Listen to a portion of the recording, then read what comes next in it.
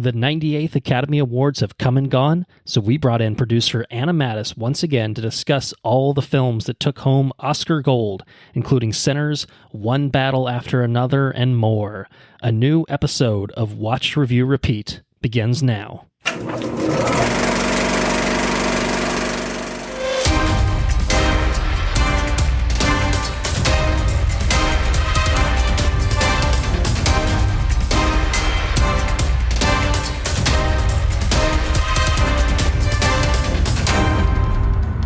Welcome to Watch, Review, Repeat. This is the podcast where two best friends discuss the latest in film and television and then do it all over again the following episode. My name is Colton Brown, and joining me is Andrew Meadows. Yes, but I'm not alone either in joining you. No, I have someone in the same room as me, and it's not you.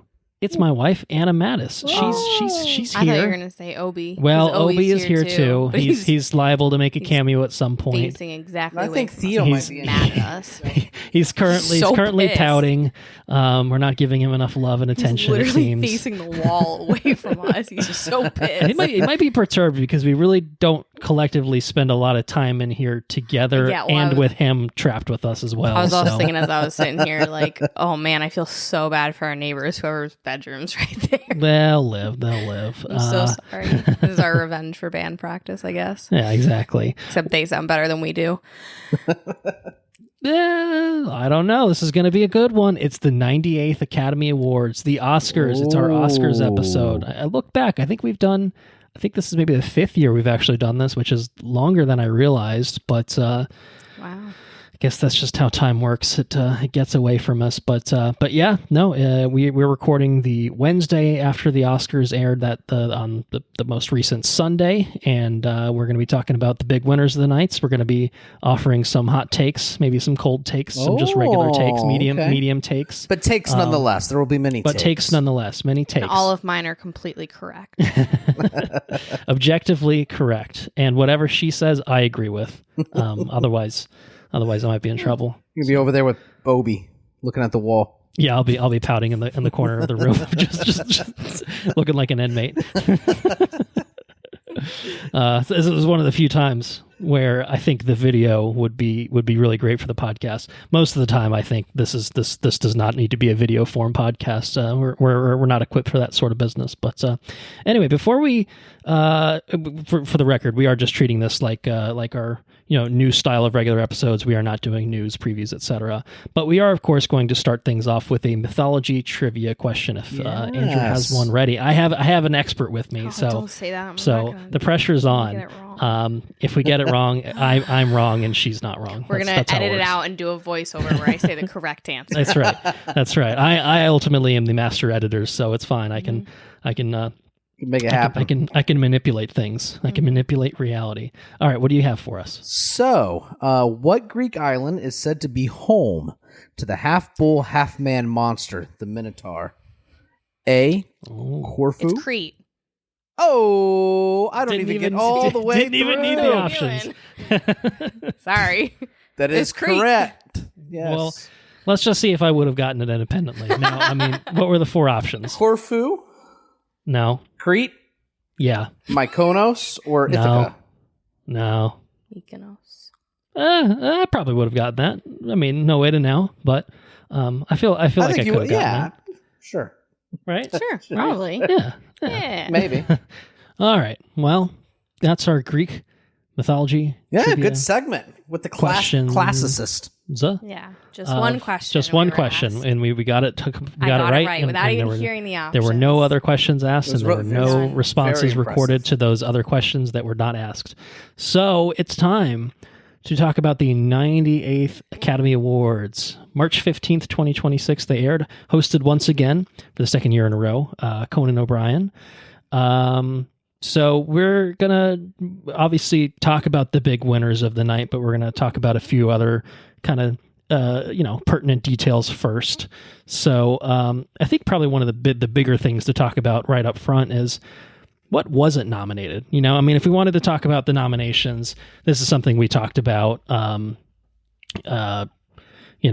guess probably around the time that it came out, and it's kind of just popped up over the last few episodes that like Sinners broke the record for the most nominations for any film ever, with 16 nominations, which obviously was incredible. Yes. Really awesome to see. I think to me personally, a bit of a surprise. I didn't think that it would warrant that much love from the Oscars. I think it was deserved love, at least in terms of the nominations. But it was really nice to see. But of course, there were a lot of other films that sported a lot of nominations, one battle after another, being the second most nominated with 13 total. Really? Frankenstein, Marty Supreme, Sentimental Value had 9 apiece. Hamnet had 8. And then there were a handful of others with either 2 or 4. And then, of course, there was obviously some here and there that only had 1 nomination, mostly documentaries and stuff like that. But there were things not nominated. And I think one of the big things that Andrew and I have talked about, maybe a little outrageous, was Guillermo del Toro not getting nominated for Best Director. Felt like kind of a, I don't know. Yeah, what the fuck?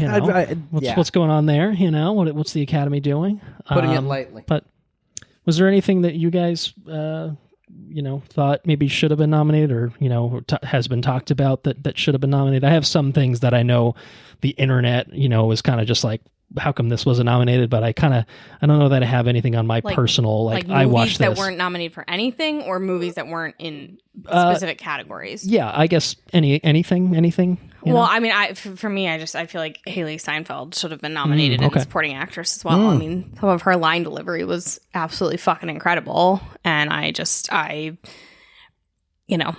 get into it, I guess, but I liked her performance better than some other people on that list. So I don't know. I feel like she did not get enough love throughout the award season.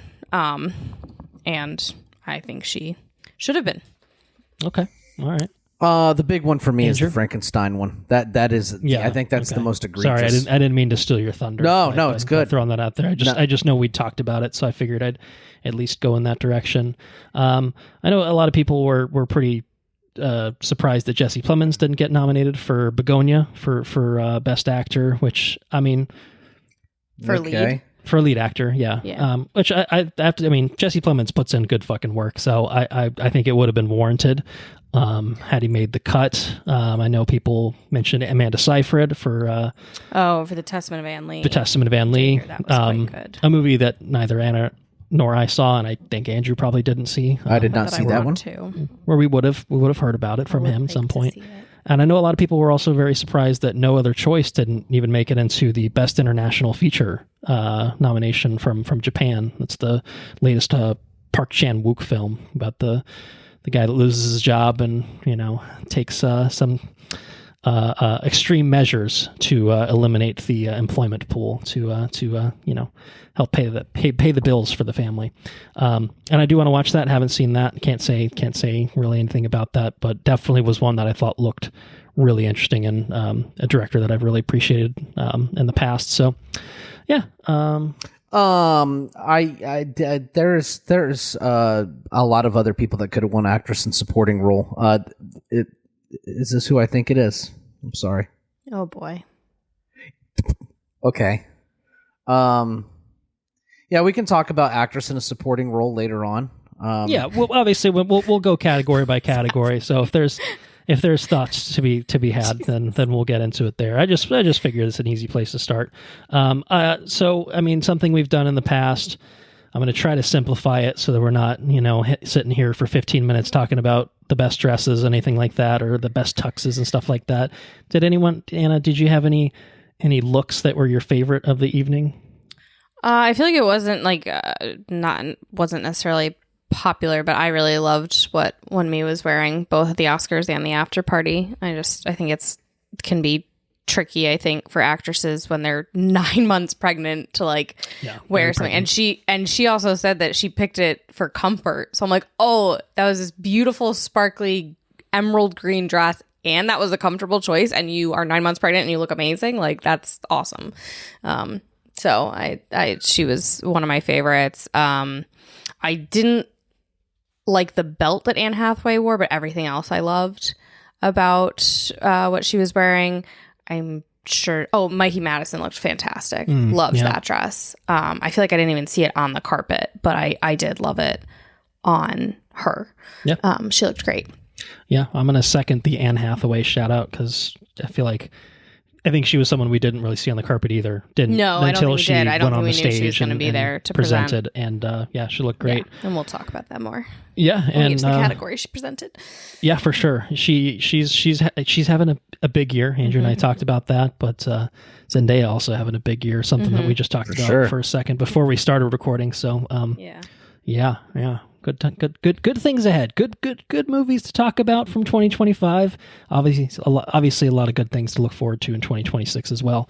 Now, Anna and I did watch it live. Andrew, I don't think did you end up watching anything from the Oscars? Did you follow I was with all this. I was excited to hear that Conan O'Brien was hosting again. I imagine that he is a very fun host. I really like Conan O'Brien, but I don't know if I've ever sat through an entire Oscars before. Maybe I'll try to do it this next year. Maybe, yeah. But they're pretty fun. I mean, sometimes long in the tooth. We'll talk about that. And we're this one well was a experienced. particularly good one, I think. I think it's going to be different though next year when it's YouTube. Is it next year that it's moving to YouTube? I think so. I was thinking it's not for a few years. I thought this was the last one that was going to be on ABC. Yeah. Well, that kind of, I don't know. 2029. All right, so you got a few more years to watch. Okay. Fact checked it. I don't like that. I'm not a fan of that, but I guess we'll enjoy it on ABC. There was a lot of ABC tie-in stuff. Grogu made a cameo. Can't clap, as we learned. For other stuff, promo for Mandalorian. Downey and Evans were there for some Doomsday synergy. Okay. There was I don't know. Maybe there was more, but maybe that was all the big, obvious Disney ABC stuff. But yeah, before we get into winners, I think really the last topic is how do we feel about the presentation? Obviously, Andrew has expressed his thoughts, which is I don't have an opinion on these. No, I cannot say. Did you? I did send you the opening skit that Conan did. Did you end up watching that? I did. Okay. That was very funny. All right, you can speak to that at least. That was great. That's good. Weapons parody leading into him, appearing in various other Best Picture films. It was great. He's sitting in front of Skarsgård. That was so funny. Yeah. I can't believe I learned Norwegian. It was good. All right. Well, but again, before we get in the winners, then Anna, I'm going to ask you, and we're going to have a little back and forth. Andrew, interject as necessary. What were the things that stood out to you about this year's Oscars? About the telecast? Yeah, about the telecast. Oh, I mean, I think I liked the set. It was fun, although it was a little distracting when you could see the orchestra like moving behind people. Yeah, kind of in the background. Yeah, I thought, what's his name? Matt Berry.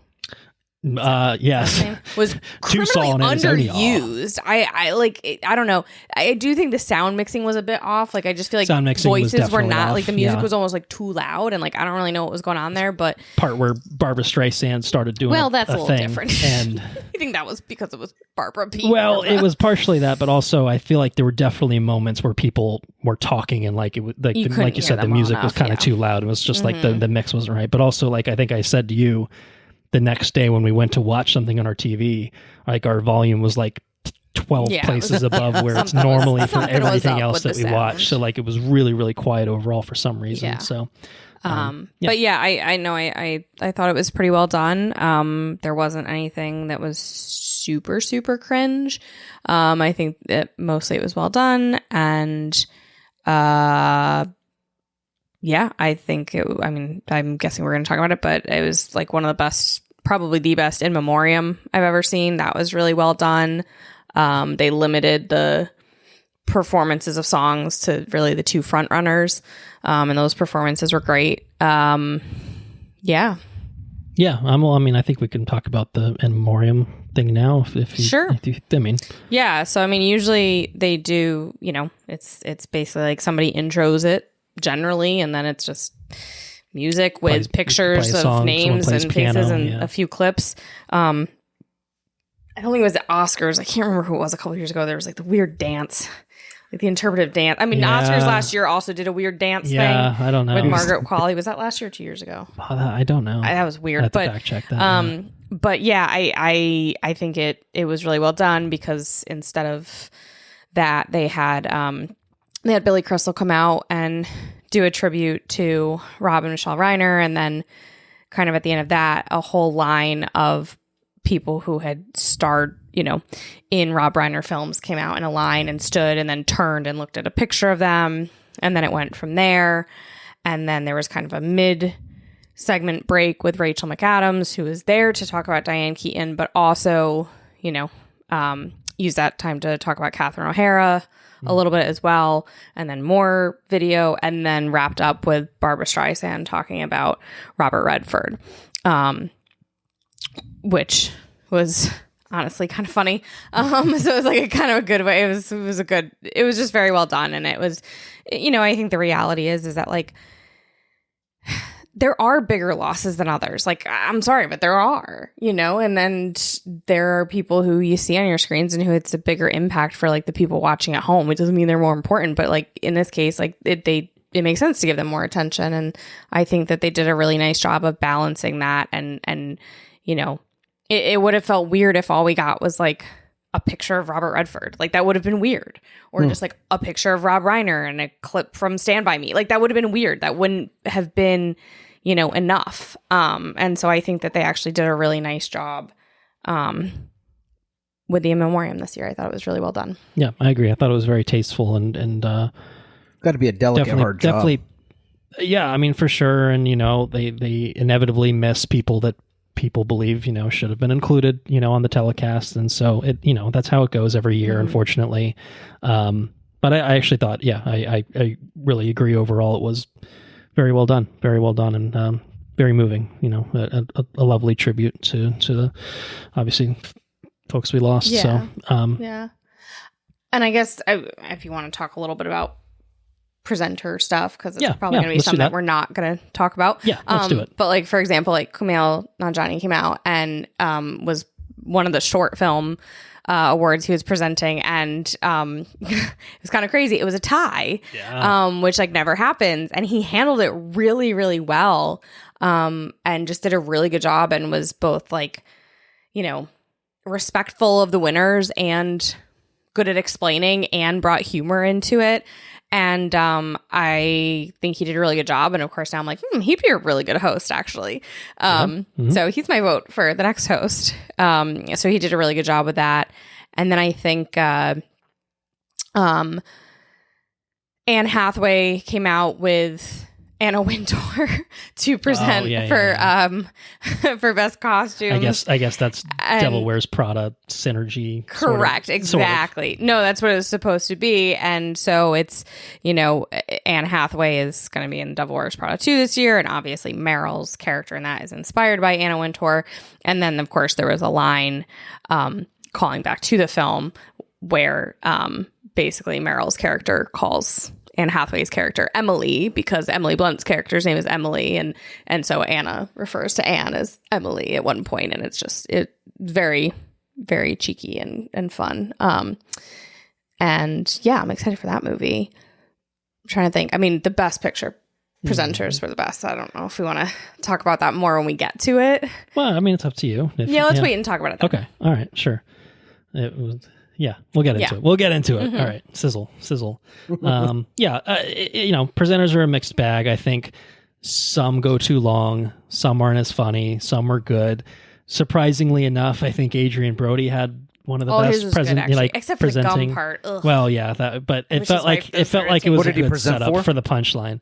Well, best actor. He did best actor because he won last year. Usually the prior actors from the previous year will the winners from the previous year will come back and present for the I guess the current iteration. So he came back and it seemed like he was going to be Adrian Brodying up there. He famously went for like 10 minutes last year with his fucking bullshit, his acceptance speech.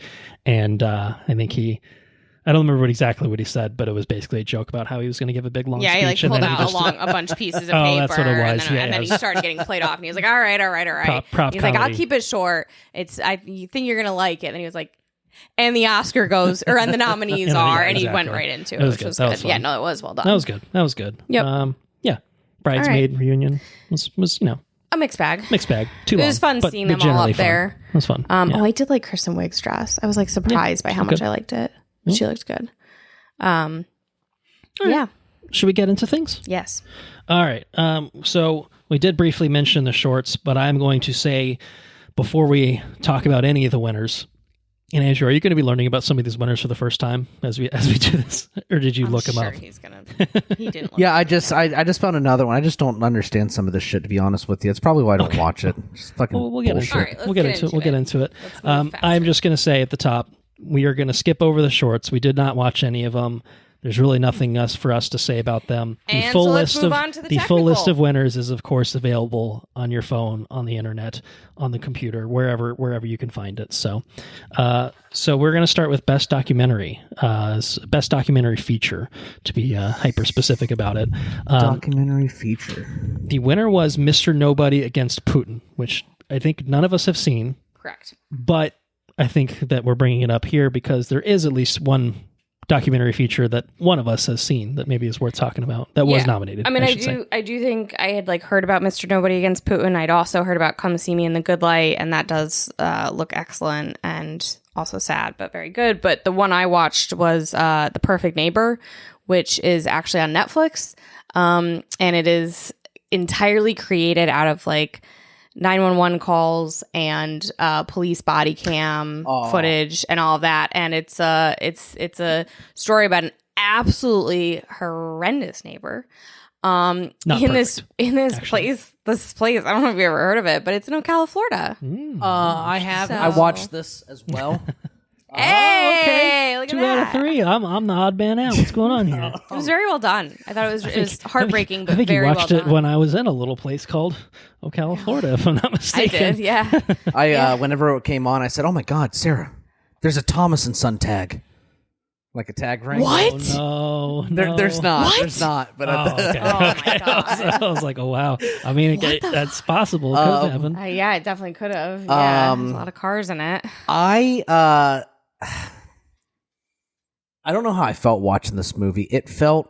I hope the kids are getting paid some money off of it. Oh, I'm certain they made lots of money off it. I certain hope they so. Did. Yes, because it's like some of these kids, the kid was looked like he was 8 or something like that. Like he's just a young kid, maybe totally 10. traumatized. And this came out. It came out last year, but I think it happened. It happened a couple years before, right? Mm-hmm. So the world is watching this family's worst possible fucking moment in time. And it's all over the internet, and it felt very. I didn't feel like it's not supposed to make you feel good, obviously, but I felt I just kind of felt dirty watching it. I didn't See, feel, and I don't think it. I think you're looking for the word maybe exploitative, except it wasn't. Okay. I really don't think it was exploitative because it didn't dramatize it, and it didn't. It blurred out faces in a lot of places, and I thought it did a really good job of just presenting it as it was. and I agree. And I think the people whose faces were not blurred probably did get money. And I think that for the family, I think this was really important because I think it allowed them to give more focus to, their family member who was murdered. Sure. And I think it hadn't gotten a ton of, full context and all of that. And I think it really, it was a powerful movie. It was a powerful movie. Yeah. And the asshole neighbor deserved to be put on blast because everyone should know that she's a whiny, racist piece of shit. Mm-hmm. So, yeah. It wasn't. I didn't think it was exploitive. I just didn't. It didn't feel. I just, like I said, I didn't feel like. It just didn't feel right for me to watch it. I just didn't feel. It didn't settle well with me. I do think it was well made, and I do think that they weren't. I don't think that they were like you said. I don't think it was exploitative or anything like that at all. It just, like I said, it was just the fact that I know that kid right now is 10 or 12 years old, and the entire earth is it's the number one thing on Netflix. It's like, oh, that's got to be real shit. You know what I mean? But at the same time, I guess he's getting paid for it. It's getting recognition and whatnot. So, I mean, that's... Well, I guess let me ask you this. When that was in the news at first, did you hear? No. Did you know about it? Well, that's not true. That's not true. I remember hearing the families, because we talked about it at work. Yeah, that was national news. So that's the thing. It was national. It was all over. Mm-hmm. And so I think in some ways this documentary is the way to take back the control of it and not just have it be these national headlines. But I think also like the discomfort is probably, shows it's doing its job. That's true. It's well made. It's definitely well made. Well, I think the beauty of a documentary feature is shining a light on, stories like this. Some shit, for sure. And generating conversations. So, The Perfect Neighbor is on Netflix. I should watch it sometime. I bet Mr. Nobody Against Putin's probably fucking good if that one won. Probably pretty good too. I bet these are all quite good, Yeah. Narrow it down to 5 that are nominated. I'm sure they're all quite good and worthwhile in their own right. But we're going to move on to our technical awards, not our technical awards, the Oscars technical awards. So jumping over to Best Sound, just one combined award these days. Best Sound, the winner was F1. Shocking. Probably not a huge surprise. I think deserved. I think might have been both of. Actually, I think Andrew, you picked F1. I feel like I did something else just to get funny with it, jiggy, but it was, to get jiggy with it. Of the things that were nominated, I think F1 was probably a good pick. Of course, Sinners would have been a great choice. Probably the first category where one of those 16 nominations happened for Sinners. It was not a win for it here, but not an unexpected loss, I think, either. So, all right, deserved. Best visual effects. Andrew, any guesses? Shocking. Any guesses on what won best Fire visual and effects? Fish. Avatar Fire and Fish. Fire and Fish. Fire and Fish. Ash. I'm sorry. I don't have Fire and the Fish people. The Blue Fish people won. Yeah. I mean, it was cute because Sigourney was there. That's true. And Sigourney got announce to announce it and award it. And I mean, it's a class of its own. I mean, it truly is. It's well deserved. And I think anything else winning here would have been just wrong. Just plainly wrong. Just incorrect. I think what we talked about was that sometimes I think about visual effects as it's just in a different class, because sometimes I think when I think about the best CGI or the best visual effects, I'm usually thinking what is blending well with the real world, where the real world is the base and then it's added, and then then I'm thinking Sinners. Obviously Avatar brings in the real world, but the base is the visual effects. So it's just a different skill, but it's on a different level. And it's seamless still. Right. I think you would think, throwing. Except they fucked up because they forgot to make that one White Boy Blue. Yeah. Because they really should have just made him blue. Yeah. Well, now or just killed him. He can breathe Pandoran air now. That's true. Did you guys record on that? We did. Okay. Well, I didn't come in for that, but that's my hot take there. They should have killed him. No, they should have killed him. He was less annoying this movie, I think I remember, right? Was he? He was less annoying because his dialogue did not consist entirely of "Hey bro, hey cuz, bro." Yeah, but then when he was so there was about less of that. And it doesn't make sense. Oh, I really got to piss, Jake Sully. Don't stab me, bro. If he was raised by don't stab me, cuz. If he was raised by the Na'vi since he was a baby or a toddler, he wouldn't talk like that. All right. Well, here's what I'll say. Stupid. They should have killed him. I'm checking the best original screenplay. Avatar, Fire and Fish did not make it into the conversation. Original screenplay, we're jumping there? No, I'm joking. We'll get there. Best production design. I think here's probably where things got a little surprising for me. I thought Sinners might be a shoo-in for this personally. But it wasn't my personal pick. It wasn't what I was rooting for. What I was rooting for and what did win was Frankenstein. Yeah. Guillermo del Toro's Frankenstein. And it actually... It cleaned up pretty nicely. It won a couple other awards that we'll talk about too. I would have been Sinners was there basically at the same level for me, but I feel like I wanted Frankenstein to be recognized for something, and I feel like this, what we talked about, to me the main thing is the ship. Everything with the ship alone gets it there for me, and then everything else is the lab, and I don't know. If you see Avatar in visual effect, anytime an Avatar movie comes in, it's going to win visual effects. I think anytime you see a Del Toro movie come in, it's going to be nominated at a bare minimum for production design, probably other related categories, which is what happened here. Yep.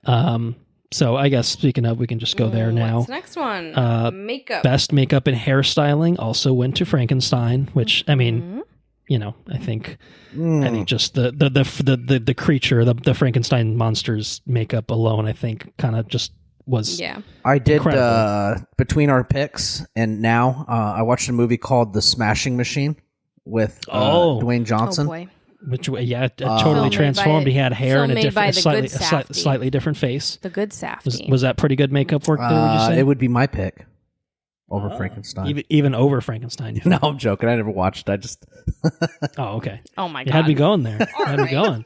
Thought you were throwing a curveball. No, let's go to costume design, which, like I said, was presented by Anna Wintour and Anne Hathaway, which was very fun. And who'd that one go to?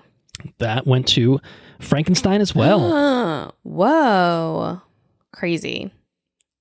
I would have loved for Ruthie Carter to win again because she is great and talented. She'll probably be nominated and have a good chance to win again. I think. Yeah. Hopefully. I do think in Sinners, like, it's kind of underrated because obviously she's had so much creativity in some of her previous films, and like Black Panther, obviously, like, she really had to create from scratch, and here it's more going historical. But I do think about some of the simplicity of like Haley Steinfeld's dress, like incredible, like that dress alone and in the shawl was like its own character. And then, you know, the dressing of Smoke and Stack with the blue and the red was, you know, obviously very deliberate. But yeah, I think Frankenstein just had like the biggest, you know, I don't know, like each costume felt big. Like we talked about Hamnet having like that red dress was so stark. That was an iconic red, but it's just the one dress really. Like you don't really think about any of the other costumes in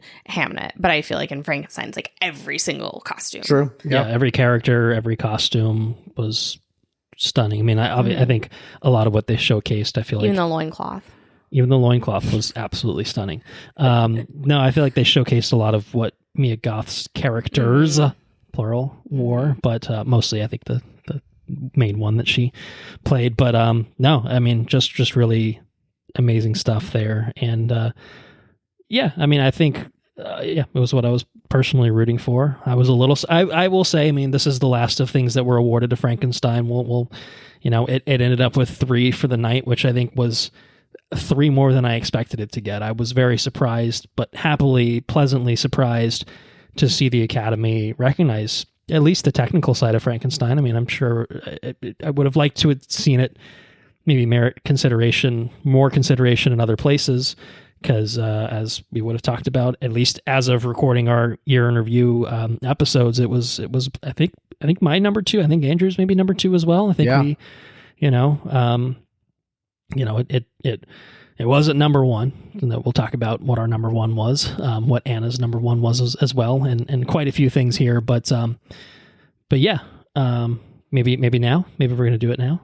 Yeah, we're gonna do it now. Let's do it now. With Best Original Score, which there was only one correct answer. Yeah, I mean, it would have been stupid if it was anything other. Look, than Ludwig. Ludwig is a perfect 3 for 3 now. He's been nominated thrice and won thrice for Black Panther, Oppenheimer, and now Sinners. Sinners won Best Original Score. And what such different, like, just I think it totally different scores. I almost he's kind of so talented. He's an incredible artist. I mean, man, I almost kind of feel like that's why he's won 3 separate times. I mean, if you look at, you know, some of the names here, Alexandre Desplat, you know, is nominated. He's nominated like every year, and like all of his stuff is good. And the Frankenstein score is beautiful and it's great. Yeah. Johnny Greenwood probably gets nominated every time there's a PTA movie because I think he's a collaborator. You talk about an iconic composer who also can go fuck himself, but Hans Zimmer, who has iconic scores, but also recycles a bunch of shit at times. He recycles so much, and then literally copies and pastes. It's only when the Dune movies come out that he's like, I should do something different. You'd never, that Dune score. Right, but that's the thing is, like, he has a very distinct, you know, they have a style, and Ludwig is the counter example of, like, you could say that if you told someone these were made by 3 different people, they would they'd believe you. Yeah, there's just no way to recognize that he's so good. They're so, you know, diverse from each other, which is just really incredible. And I love him. He's young. He's probably got a lot of awesome shit. He's scoring the Odyssey this year, so excited about that. Teaming up with Christopher Nolan again. Well, and I really think that he is. Maybe he'll be nominated, and we'll be talking about the Odyssey score in a year. The information is actually out there, and I just haven't seen it. But I feel like he's the one who brought Christopher Nolan and Ryan Coogler together. Like, I don't think one of them recommended Ludwig to the other. I think Ludwig's the one who, like, connected them. Yeah, maybe because. You know, at the end of Sinners, there's like a special thank you to Christopher Nolan. And I think it's pretty obvious that it's because of the changing aspect ratios. Right, the because IMAX Nolan stuff. is the king of that. Yeah. And I really think that he, influenced that and advised on that. And, thank you, Ludwig. Because Ludwig also is a producer, technically, on Sinners, right? He was, I think. Yeah. For a while, I didn't know that. His wife might have been as well. I could be wrong. No. Oh, is it his wife too? I know Ryan I Coogler's think wife is Ryan a producer Coogler's on wife. it. Yeah, I don't know. They're all talented Yeah. people. Let's put it that way. Ridiculously talented. Very, It's very, not very fair. talented people. Well, I think moving from best score, I think the natural next place to go is best original song. So, which gratefully they did not perform all 5. they did not perform all 5. We did not have to listen to Diane Warren's 18th nomination. Is that what it is? I think it's like 6. I think I think I'm exaggerating, but I think it actually is like 17. I think she's now set the record for like most nominations for anything without a win, and she will probably hold that forever because she's going to keep getting nominated every year. She's going to churn out some like probably completely fine song that is, I don't know, maybe not spectacular, but it's like, what was it this year? Dear Me for Diane Warren, Relentless. So it was a thing about herself. I mean, usually I feel like it's like attached to something that's just like, what is that? Cheetos? And she did like a Cheeto movie. Oh yeah, the spicy Eva the hot Longoria or Cheetos. something like that. I'm like, what is this? But anyway, there were 2 performances for Best Original Song. I think they were really the 2 front runners. Of course, they were Golden from K-Pop Demon Hunters and I Lied to You from Sinners. So Again, I think there's one clear correct answer here. Well, I will say though, we'll see. so the Sinners performance was first, and I think it was interesting because it's such an iconic scene in the movie that it was always going to be hard for them to create because they can't have the burning down, juke joint. Yeah. So, but I think they did a really good job of it, and it was really fun seeing all the different performers from different eras, and they brought in new people, and they also brought in Misty Copeland to be the ballerina on stage, which was very fun because, as I heard someone say, she was basically dancing on Timmy Chalamet's We didn't talk about this at all. Conan and a lot of the actual the winners were giving Timmy a lot of shit. A lot of shit. He was in the front row. He was not having a good time, and you know Love what? it. That's I love it. if you didn't like it, Timmy, maybe just consider as you move forward, just shutting the fuck up. No. We're all sick of hearing Never you talk. change, Timmy. Never fucking change. Never change. But he did change. That's the thing. We were talking about this in the did era. he change, or has he just been more openly himself? Maybe That's what Is it a milkshake duck? Not full milkshake duck. The Timmy of the Call Me by Your Name, Lady Bird, Little Women era was great. Obviously, like Timmy of Doom, like it's great. But like he crossed over from the like, oh, he's a little cocky to, oh my God, he's so arrogant and loves to hear himself speak and like loves sniffing his own farts. Can he just shut the fuck up? He is as annoying as John Stamos is on ER. No, I don't know if I'd go that far. Okay. All right, No, I don't think there's anything in this world that is more annoying than John Stamos on ER. It's a very obscure. Well, it's not that obscure. A lot of people watched ER. Did How people many make made it to that- to the seasons second to last? 13 and 14 of ER? my That's the real goodness. question. Because if they did, they'll know. Talk about they'll know rooting what for we're somebody talking to about. die. Also, His character, of course. I mean his character. Anyway, Yeah, But Lied to Golden You. Golden set Golden the was world great. on set They the world gave on fucking fire. They gave the whole audience the little lights to wave around. Everyone in the audience had the little. yeah. They were some K-pop, people were very much getting into it. I think Michael B. Jordan was.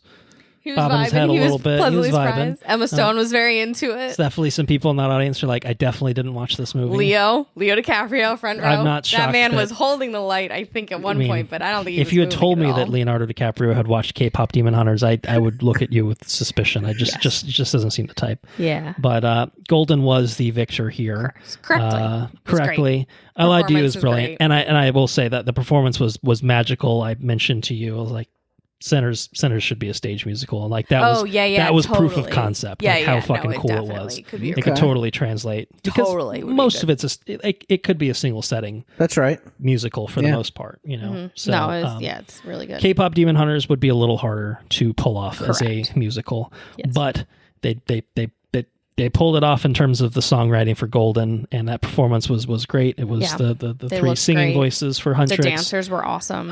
Dancers were great. They did like a little Visuals intro were great. with a Yeah. voiceover from the movie. It was really good. It was awesome. Unfortunately, it was a little bit marred by the acceptance speech getting, Well, isn't that one though technically the one where they turn it back on? Maybe I think that one they was turned was it for animated feature? Yeah. Okay. All right. Yeah. Well, should we 'cause go there next? Yeah. I mean, Spoilers that's for what one? I guess that's one bad thing is that they were still cutting people off, even though after you didn't cut off Adrian Brody last you year, let you him have go no for 10 right minutes. to cut off anyone. It's Adrian Brody. Yeah, and so but no, he was so fucking annoying. He wasn't saying anything either. And also- Here they had paper. They had something to get through. Let them get through it. There are I multiple had people, to multiple languages. Say Okay, enough. I can't 300 sit through this total again. words. Oh I think my I God. did this exact same bit You last year. did, and it Yeah. was annoying then too. Well, it was less annoying than Adrian Anyway, Brody. yeah, so that was a bad thing. But I will say, when they first cut them off and they turned to Conan, he did not get. He kept looking at the people speaking, and he stood there and he You're right, waited you're right. That's what it until was, they yeah. shifted the spotlight back to them, turned their mic back on, and let them finish. So shout out to Conan. Conan's the fucking man. Because a real Conan one. did that. He's great. No, he did a really good job because that was such nonsense. I think I might be forgetting. No, I don't think it was for best song though. I think it was for. I think you're right. I think that's what happened. I think it was for the documentary. That might be true. Yeah. Or And one there of was them, there was a yeah. Anyway, handful there were a where couple. you know there's some where it's an individual winner. They go up, it's one person. They can usually keep it short and sweet, or Adrian Brody it, whatever your approach is. But then there's a lot of these things where 5-6 people are going up there that are actually being awarded Oscars because they were involved. So I think with K-pop Demon Hunters, at least for song, I know there were 4 or 5 people that were nominated as, in terms of the songwriting contributions that won. So I don't remember if it was this one, but either way, Anyway, if it was an original song, it was best animated feature, because which obviously they won that too. K-pop Demon Hunters won as well. It swept its 2 nominations. Good for it. The only movie of the evening to sweep all of its nominations, other than the ones that were nominated for one. Only movie nominated for more than one Oscar that swept, to be clear.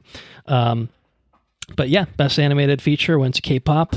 And there was the awkward moment, which I think was maybe when this happened, where I think EJ went up there and talked about it. Right. I think it was original song because I think it was, too. No, it was you're EJ right. It talking. was. All right. Well, Right. Anyway, it's okay, one of those whatever. things. It Moving doesn't on. matter. They shouldn't have cut them off. They shouldn't have cut It's them very off. clear that they think some people are worth talking to more than others, and I think that's bullshit. And everyone who is nominated and wins should get a chance to talk. I will say I did just think of one more snub, and Okay, it's go in for part realizing that Diane Warren, I forgot she was nominated for her own fucking shit. But for the documentary Come See Me in the Good Light, Sarah Bareilles and Brandi Carlile did a really good song called Salt Then Sour Then Sweet. I think it was called, or Sour Then Salt Then whatever. Really, really good. Very beautiful. Bullshit that it wasn't nominated. I think Soda Pop should have been nominated too over Diane Honestly, Warren. yeah. Really, anything- They've done that Soda before. Pop. K-pop. Soda Pop was pretty good.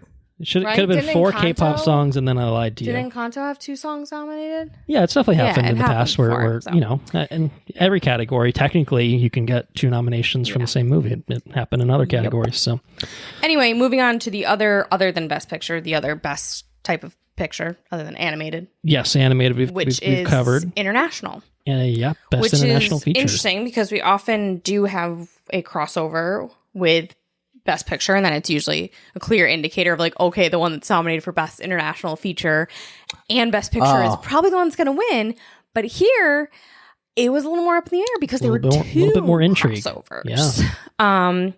And I will list these because it was just an accident. It was France. Surat was Surat. Spain, which I've gotten so many ads for that last few weeks. And then the voice of Hinderjob for Tunisia, which we are going to watch because we've wanted to, but it's not a documentary, but it's about the Palestinian child named Hinderjob and how she was murdered by the IDF while she was calling basically their version of 911, and she was on the phone. And so in this film, it takes place from the call center taking emergency calls, and all of the dialogue by her is the real life Oh, audio Jesus Christ. of this girl. And I think it's really important that film came out and that film was recognized. And I will say, just and relevant because it was the presentation here, which is that another highlight presenter was Javier Bardem, who came out and said no to war and also free Palestine. And, to the Oscars' credit, they did not pull a BAFTA. Yeah, they didn't suddenly censor that. cut it out of the broadcast. Especially with this film nominated. So I will be watching that. And then the other two films nominated were also nominated for Best Picture, and those were The Secret Agent for Brazil and Sentimental Value for Norway. So it's a little bit more. Which is featured in the opening sequence, right? Of Sentimental Value is, yes. Sentimental Value was, yes. That's the Stellan Skarsgård movie. And the winner here? The winner was Sentimental Value. Which I did find surprising because I thought The Secret Agent was a lot better. We ended up watching both of these movies before the Oscars. I think the weekend prior. Before, we tried to do a little bit of extra homework and watch some of the Best Picture nominees that we hadn't seen. We watched both The Secret Agent and Sentimental Value. And both very good. Both very good. Films. I would agree with that. But I do think The Secret Agent was better. I think it has... I think not everyone loved the ending of it. As I've sat with it and molded over, I like it more. Both really good, really excellent films, and both definitely worth watching. I wanted to watch Sentimental Value and I wanted to watch Secret Agent too, but Sentimental Value looked like one of those movies that I normally wouldn't watch, unless it was for this, and I never got a chance to watch it. Almost like that. It's not too late. What's that? That crime movie from last year, the Anatomy of a Fall. Yes, almost like the same thing. I'd never watch that. Good. And it was really fucking good. Anyways, this wasn't as good as that, but The Secret Agent might be as good as Anatomy of a Fall. Okay. Yeah, I liked them both quite a bit. Really good performances. I don't know. They're neck and neck for me personally. I don't know. They're very close. It's something and we didn't talk about this at all. Where as we're doing this, we're following along our 2026 Oscar ballots that Anna and I filled out because we do our predictions ahead of time, and I had this feeling that The Secret Agent was like that we were going to get some Secret Agent love. Did not go that way. I was very wrong. I was wrong about other things too. I got 12 out of 24 picks, and again, I got 17. So she crushed me. But yeah, I was thinking things were going to go a certain way, and it didn't quite work out that way. But it was an interesting night, certainly in the way things ended up shaking out. But both of those films very much worth watching. Secret Agent and Sentimental Value, and like I said, crossovers into the Best Picture nominations as well. But that will be the last thing we talk about. We will get there. I think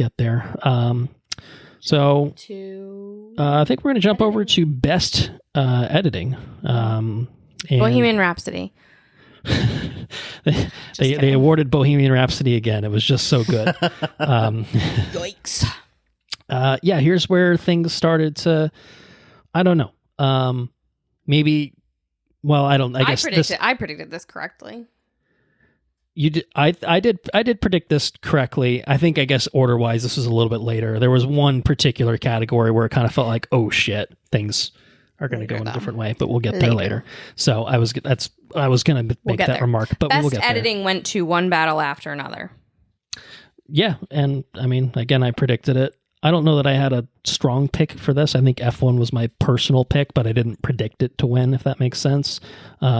I don't know. I wanted Sinners to win just because I wanted Sinners to win pretty much everything. Sinners was a well-edited movie. I mean, I watched one Battle After Another last night. It was pretty tight. It was, for being as long as it was, they kept it tight, and it was a very engaging movie the entire time. Well, I think that final driving scene alone.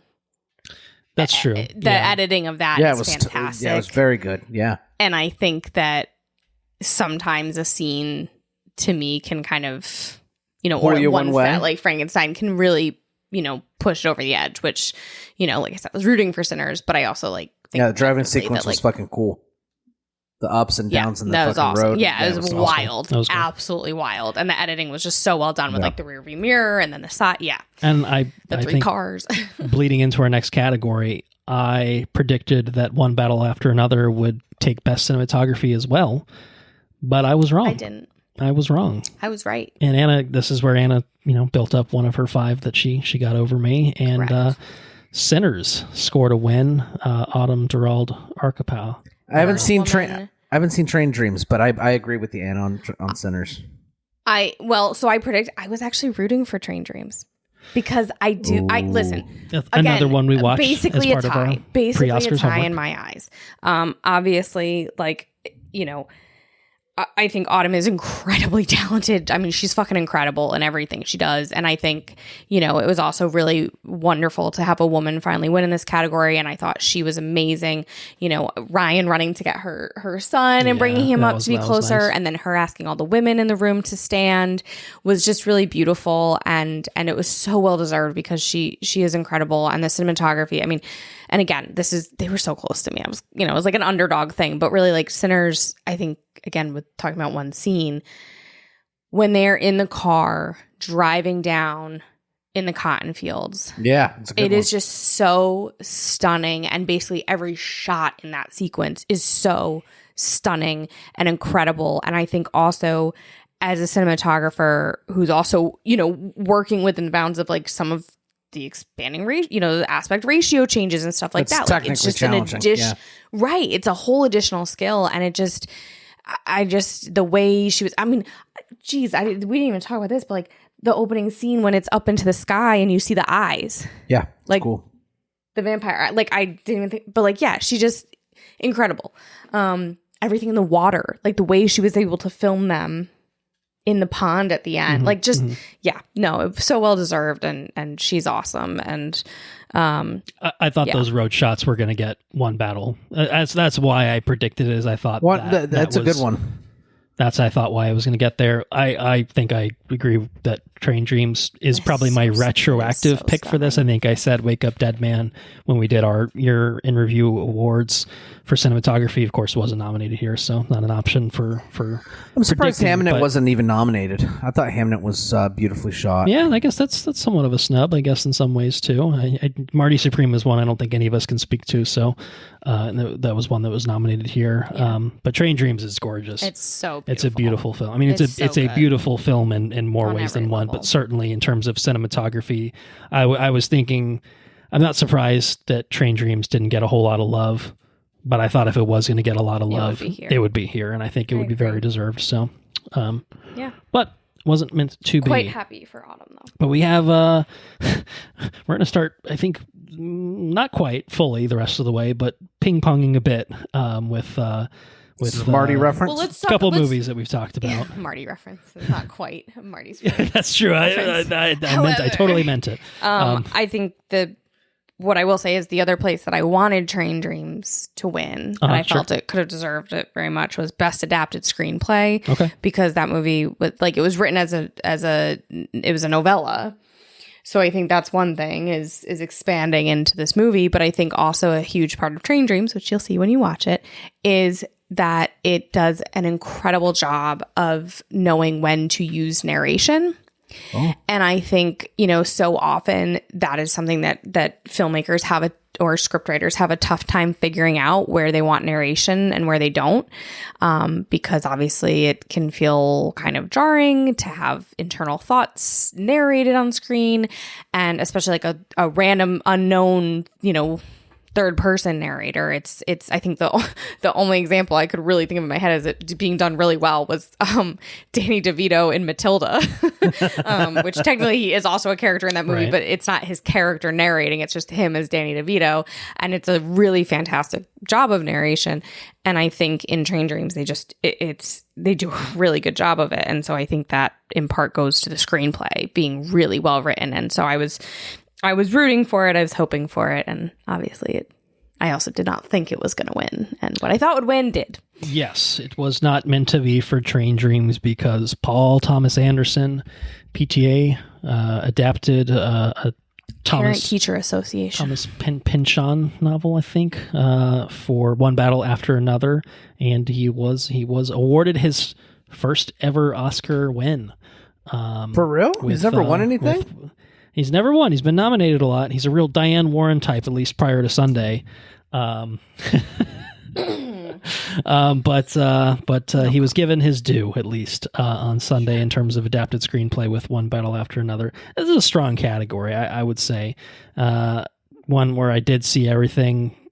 Begonia, weird, but like good. Frankenstein, probably my personal pick, probably what I picked for Year in Review. I think recognizably Frankenstein, but also recognizably Guillermo del Toro. And the changes made from the original story were really well done.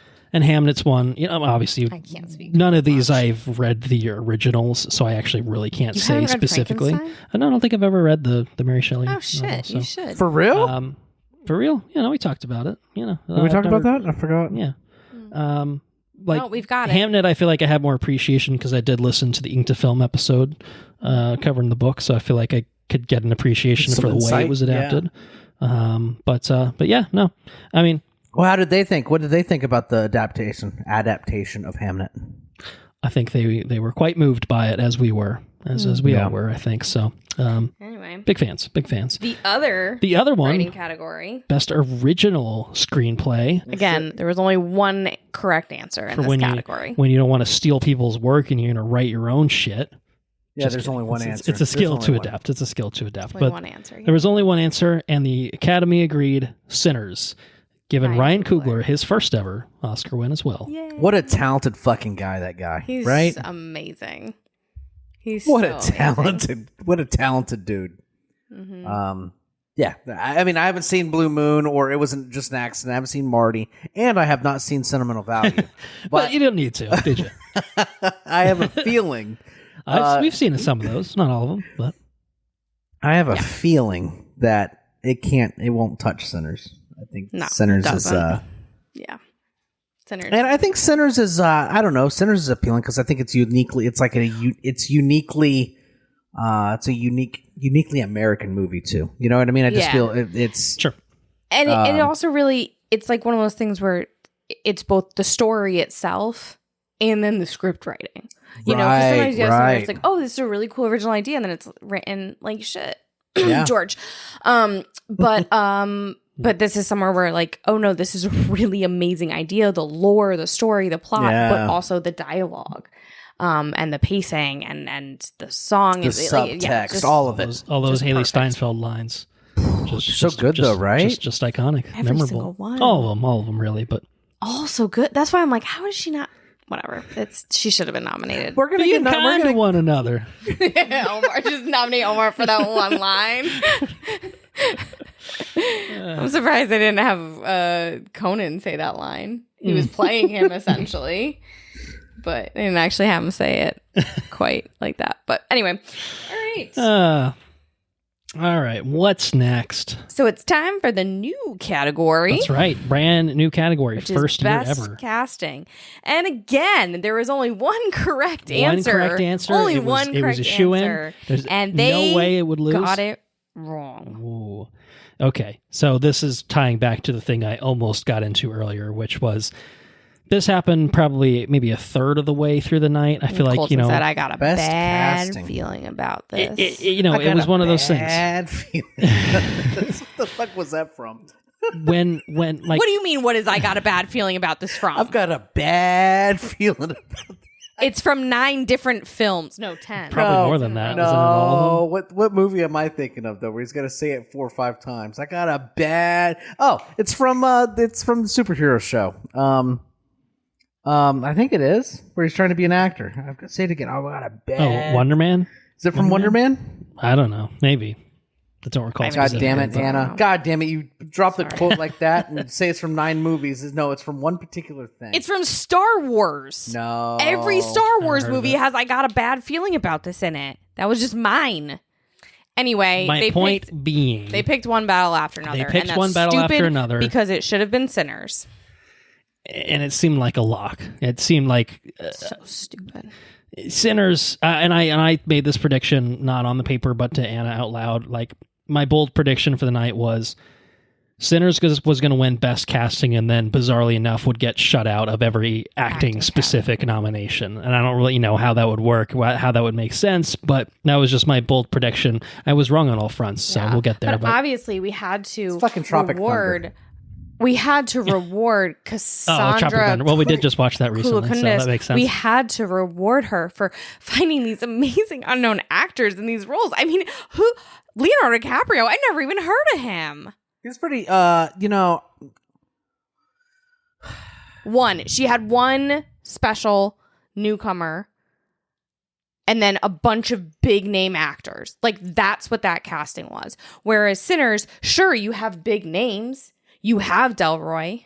You have Michael B. Jordan. But then you also have new people. Like Miles. And also like people that you kind of know, like Jamie Lawson, where I was like, where do I know her from? Oh yeah, she's Bella Real. She's the mayor or whatever. Like, small roles or I feel like this was the meatiest thing Haley Steinfeld's been given to do in forever. Yeah, it was pretty good. And a huge role for Wunmi, which like obviously she's been amazing, but this was, this is great. Probably her biggest role to and date. Jack O'Connell, and honestly, like even the two other vampires, great, the racist vampires, but not anymore once they became vampires. Yeah. But like they're just problematic in other ways. I think to me, part of why the casting of Sinners is so good is because it isn't just about brand new talent or huge names. It was like a range, and that's like, to me, that's someone, that casting director knows. She has a huge knowledge. She has a huge pool of actors to choose from, not just the big names that, of course, PTA can get because, I mean, the reason you got Regina Hall is because they're neighbors. And like, she's incredible. She should have been given more, clearly was a bigger role that got cut. Yeah. But, it's because they're neighbors. I'd fucking Cast My Neighbor. Sounds like pretty good. Yeah, but I'm saying, like, so why is this woman getting rewarded for like PTA living on a certain street? Anyway, she was also annoying as fuck. Yeah, I mean, sure. This Cassandra yes. Kulakundis. Anyway, we can move on to another. Well, yeah, I think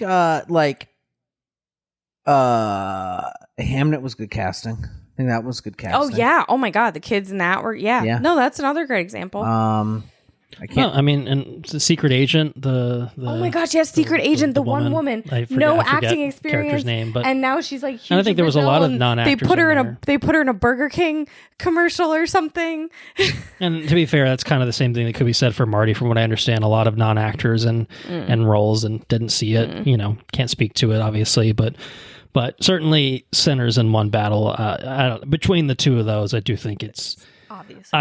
For me, it was obviously Sinners. I was shocked that it didn't go this way, and it was just kind of that. I will say that I think that it was a red flag, or a warning. And I think part of it being a new category is that maybe people aren't thinking as much about what they're actually rewarding. Like, what is the best casting mean?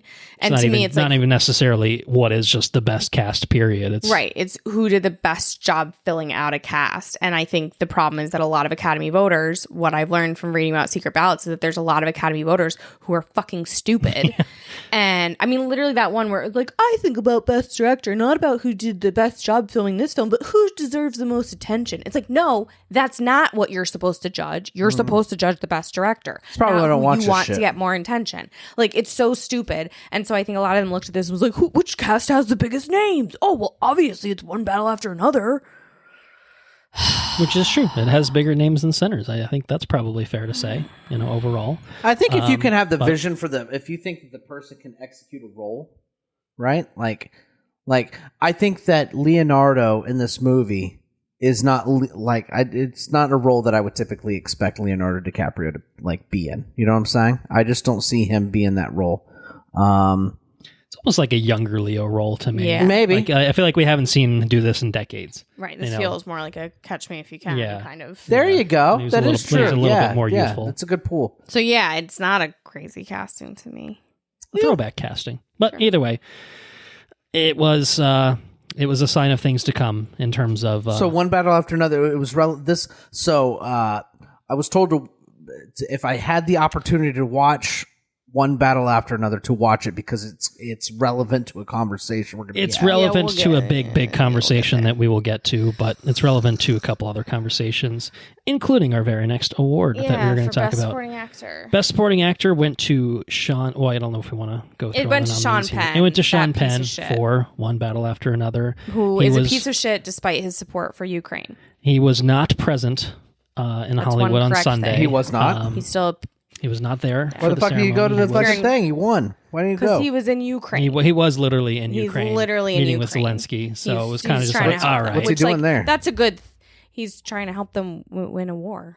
He's fighting in the Raise fucking some war? awareness. Oh, he's just No, he's but raising a war. He's Okay. doing some filmmaking. Oh, Yeah. okay. But again, that's a good thing he's doing. Doesn't change that he's a piece of Yeah, shit. he's a massive asshole with maybe good beliefs or whatever. and also, Well, I some don't anyway. believe he should have won this. Well, who do you think should have taken Best Supporting Actor I mean, I was rooting for Delroy for sure. for Sinners? Sure. For Sinners because he was great. And I think also it's one of those performances that, again, as I've sat on it, I have appreciated more. And I think that he brings, not just humor, but humanity to, the story. I think I also feel like Jacob Elordi would have been a great pick because I think Jacob Elordi was not just great in Frankenstein, but he was also surprising to me. I did not know he had that in him. And I thought he was excellent in that movie. I think he was the best acting performance in that movie. I just thought he was really, really very good. And I think there's also, an aspect of when you are in a role with like a ton of prosthetics on, does that take over? Is your humanity still coming through? And I thought he was great. And then, I mean, quite frankly, I don't even think that Sean Penn was the best supporting actor in that movie. I would have picked Benicio over him. I thought he was great, Few small beers. a few small beers, The entire sequence of him, getting the kids out during the raid, and What a fucking badass Del Toro's and then guy is. and like Kurt, courage, Bob, and then he goes and the fist up from the stair, like it's just great. Yeah, and then when he like kicks him out of the car, it's just like great. He was great, and I enjoyed his performance. Great, and I great think Benicio performance. I think that, and we'll probably talk about this in my super hot take for Best Supporting Actress too, but I think that sometimes the Academy has a habit of picking confusing outrageous acting for good acting. And I think in some, examples of nominations, it is true. I mean, I think, obviously looking ahead a little bit, but like Amy Madigan, she's fucking crazy. It's super over the top in some ways performance. Like she has this crazy wig, crazy makeup, like everything, but I don't think she, was nominated because she was weird and overly weird. And so it's good. And I think that Sean Penn was just like, to me, his performance had zero subtlety to it. He just was like being a Sean Penn asshole. And I'm not saying it was a bad performance. It was a good performance. Like, Yeah, it was pretty good. it was pretty good. I don't think it was the best on this list. I don't even think it was the best supporting in that movie. So No, I'd agree. I'd agree. and also with you. he's a piece of shit. So like, fuck him. He didn't need another one. Number three for him. Yeah, joins the Ludwig Club of 3 Oscars. I thought Benicio was killer in this movie. Yeah, I would have picked him. Benicio was I mean, awesome. I would have picked Jacob Elordi Charismatic myself. as fuck. Just Benicio personally was. speaking, I think that was the most, like, Benicio was great, But he was fantastic. kinda doing Benicio Everyone's a little bit. kind of doing a little bit of themselves, Except for Jacob Jacob Except for Elordi. Jacob Elordi, who's totally And like monster, the it's creature, like Kieran Culkin won last year. He was just He being was just being himself, and he Kieran was Culkin. great. He was great. It was fantastic, and it was deserved. But I don't know. I have an immense amount of respect for a performance that is just like completely transformative, just transcendent beyond like who you are as an actor. And Right. Jacob Elordi, I feel like, has just kind of classically been a fuckboy and everything. So it was such a big departure that was. I don't know. Yeah. I really enjoyed his performance. And I mean, Would have been my vote, but- Stellan was great. Stellan was also. great. They were he was great. look, he was also playing. I was Every gonna say- single person except nominated was good. They were all deserved Everyone was nominations. kinda I think playing generally. themselves, except for Jacob Elordi, which Yeah. is why. Yeah, I That's why he stands out for me. But I think they're all deserving. I think in some ways. I mean, to be quite honest, I'm not mad about it. I expected it. I predicted it. I would have liked to have seen anyone else win over Sean Penn. But I don't think it was. To me, it wasn't an outrageous selection from the Academy. Just annoying. It's not fucking Jamie Lee Curtis. It's not Jamie Lee Curtis. Yeah, that's probably the prime example of. Are we going to everywhere. actress in a supporting role? We are, but I'm referring to when Jamie Lee Curtis won for Everything Everywhere. I'm just saying that Sean Penn winning is not as egregious as the next fucking person that won. All right, well, let's get into it. That's a hot take. Best Supporting Actress went to Amy Madigan from Weapons, Aunt Gladys. Oh, my queen, Amy Madigan. You're not a fan of this selection here? No, I'm not a fan of that. I think this is the fucking worst pick. It's the worst pick. This is the worst pick I think I've ever fucking seen. Be honest. Well, with that's you. just dumb that's wrong, because Jamie Lee Curtis is Jamie the Lee worst. Curtis for well, maybe Everything Jamie. Everywhere. Okay, she was fucking maybe. terrible in that movie. She was not even close to like an Oscar-worthy performance. She wasn't even the best supporting actress in that movie. It was a Lifetime Achievement Award when she was in Everything Everywhere All at Once. Hot Dog Fingers and Hot Dog IRS Fingers and Texas Weirdo. I thought she was pretty great in that movie. I thought she was horrendous in that movie. It was one of the worst performances Genuinely I've ever terrible. seen. Terrible. And it was also one of the classic cases where two people were nominated in the same category, and she was by far the more inferior performance, and yet she was the one that won because she's Jamie Lee Curtis, and they had to throw her a bone, I guess, at some point in her career. Yeah, that is and bullshit. I mean, I also just I think I obviously, I did not see Weapons, but I saw a lot of clips from it, a lot of clips they played in the show. I think the very fact that you can both have her with this crazy fucking wig and the crazy makeup showing up at their door and saying the way she performs that scene versus the one where she doesn't have the wig on and has the braids falling forward, and it's so much more subtle. And it's so, the fact that someone could be both sinister and also so fucking goofy. I don't know. To me, that range is incredible. I mean, it's kind of Weapons in a nutshell, threading that needle. Yeah, tonally. Which is, she wasn't just being outrageous. She was also being creepy and sinister and also crazy. And I feel like that's what we talked about, that last scene, with her being it's funny. And, definitely an aspect of physical comedy to the way that she's just running away. And also she's been amazing. Her whole career, she's been fantastic. I mean, her last Oscar nomination was 35 years ago. She's been awesome. She's been putting out these great performances. I was reminded that she had a recurring guest role in Grey's Anatomy way back in the early seasons where she was really, really good in that. And obviously Field of Dreams, fucking incredible. She's always been amazing. And I'm not mad about this one at all. Although I personally was rooting for Wunmi because I think she was fantastic. I do think Elle Fanning was very good in Sentimental Value. She wouldn't have been my pick here. I think Inga from Sentimental Value also was great. She was if I was going to fantastic. pick one from that movie, I would go for Inga of just two women nominated from the same movie. That's Yeah, I'd probably put Inga above Elle as well. But I think to me, I really was just happy that Tiana Taylor didn't win. Spicy, maybe. She can give a great performance. She is not a bad actress. Ooh. I don't think she's a bad actress. I think she is smart. I think, she's been doing this for a long time. I don't think she was good in One Battle After Another. I think she was crazy. And this is one of my examples of I don't think that makes a performance good just by being crazy and outrageous and wild. Wow. And I think also to me, the weakest part of that movie is the first, half hour where Perfidia is the focus because she is a character with zero redeeming qualities. She fucking sucks. She is loud. She's obnoxious. She's rude. She rapes someone. She is a fucking snitch. She abandons her child. She turns everybody in. She fucking sucks. There's no redeeming qualities to her. And so I don't like that there's this idea of redemption for her in the end because she fucking sucks. And she just sucks. That's it. And I think that that's not, I don't think that's a difficult performance to give, just being loud and obnoxious and doing the most and just being gross. And that's, we'll get into this, but what'd you think about her daughter? The actress? Yeah. Oh, she was great. What'd you think about the performance of the daughter? I thought she was very good. I think people were mad she wasn't nominated for an Oscar. I wasn't. I don't think it was an Oscar performance, but I think for like a breakout role, she was really good. I thought she was very good in that role. I thought she was super good. I thought she was great.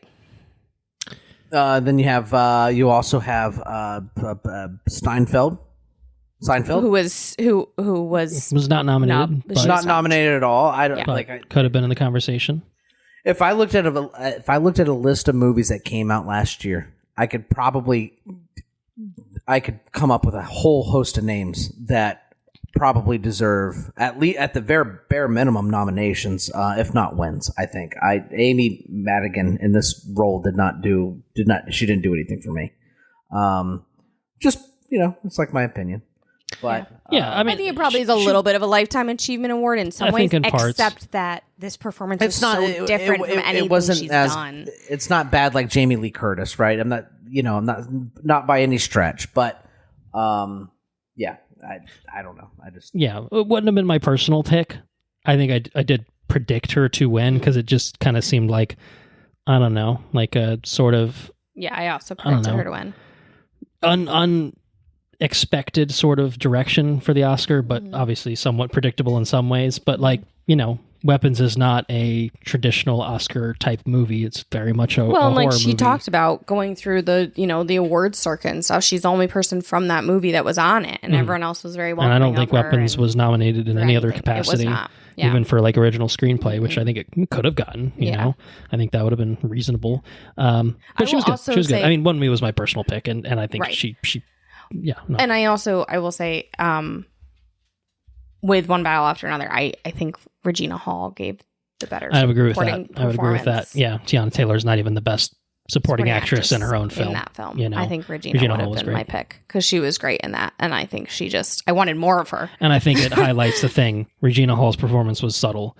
Tiana Taylor's performance was the opposite of subtle. Right, and that's I don't even think that like the fact that Perfidia is an awful character in the sense of like an unredeemable character, I don't think that should necessarily weigh against if you're talking about the acting performance, but I think it's the other aspects of that role that was just kind of like she didn't do anything that made, I don't know. I've seen so much commentary about how what I meant by that was more because it's one thing if you have this character who's really obnoxious and really terrible, but they have the redeeming quality, and that's a subtlety that if an actress was performing that would be different. You would have a different feeling about that performance. And here, because it's just no, it's just straight up she sucks. Mm-hmm.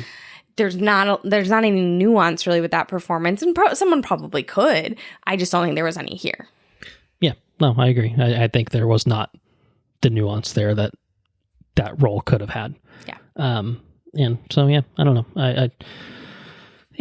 Anyway, moving on to Best Actress. I think this was probably one of the most expected wins. Yes. And it came to fruition with Jessie Buckley winning for Hamnet. Absolutely. Oh, okay. She was incredible. She was amazing. I don't think there's going to be any contentious debates amongst this group here. I think in terms of that, I think she was absolutely fantastic. I've heard that Rose. Well, Andrew can speak to that. Really he did see If I Had Legs, I'd Kick You. So that was a relentless performance too. That was very good. Yeah. No, I've heard that was very good. I think you guys would probably enjoy it. It's a dark humor kind of deal. Oh, good. I don't know if enjoy is the right word. It feels like it might not be super enjoyable to watch, but maybe the way that it's presented. It's giving night bitch. Yeah, I don't know. Weirdness. But either way, Jessie Buckley was absolutely fantastic in Hamnet. A very well deserved win. Unsurprising, First but Irish that's okay. Actress to win in that category. That's true, and a lot of people are remarking wait, Saoirse Ronan hasn't won before. That's crazy pants. Maybe she'll get her due at some point. I hope so. She's been nominated a lot of times. Best actor. I think this was this was wide open. A lot of different ways. This was super wide open. I think in the early days, Timmy was kind of felt like the front runner, and then I think Ethan Hawke is. Again, kind of this very much reminds me. I think we talked about the Willem Van Gogh role, where it's okay, sure.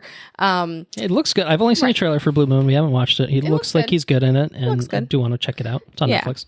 But then, obviously Leo gave a great performance in one battle after another. Almost classic Leo type performance. Right. Classic young Leo, I guess. Yeah. And then I think, Secret Agent Wagner Moura was incredible. Pulling, double duty. I don't know if it's a spoiler to say or not, but play double duty. Yeah. But he was great in that movie. He was fantastic. Excited to see him in the Darth Maul show. That's right. Yeah, he's offering a voice. Yeah. And he's just a really cool guy. Like, I've listened to some interviews with him. He's really great. He's very cool. But again, there was only one true correct answer. Timothy Chalamet. Michael B. Jordan. Obviously.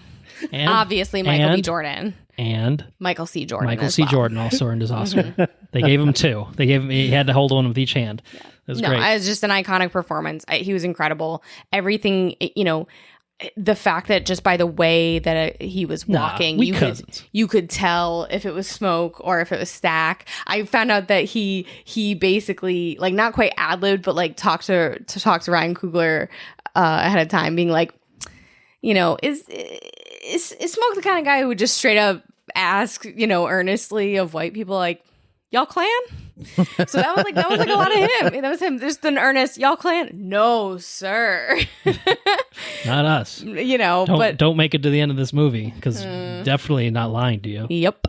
But yeah, he was incredible. He was amazing. I would have been pissed if he didn't win, and I'm really so happy for him and that he got that acknowledgement, and he was great. It was very good. Totally I was pleasantly agree. surprised to see him win. Like I said, I made that prediction of Sinners getting shut out in acting. It is his first, I think, nomination and win, if I'm not mistaken. Yeah, he's had it coming for a while, that guy. Yeah, talk about somebody who's been putting out consistently good performances, and yet also this is his best performance ever. It turns out that making movies with Ryan Coogler every time he makes a movie is actually a pretty good fucking idea. So, yes. Obviously, his potential in Wakanda Forever was a bit limited by what happened to his character in the first Black Panther, but he wasn't even supposed to be in it. Yeah. Remember, he wasn't, and he came in and did a great job. And it turns out when we take Ryan Coogler, Autumn, Ludwig, Michael, and Ruth Jordan, Carter, you make a good fucking movie. Magic. Yeah.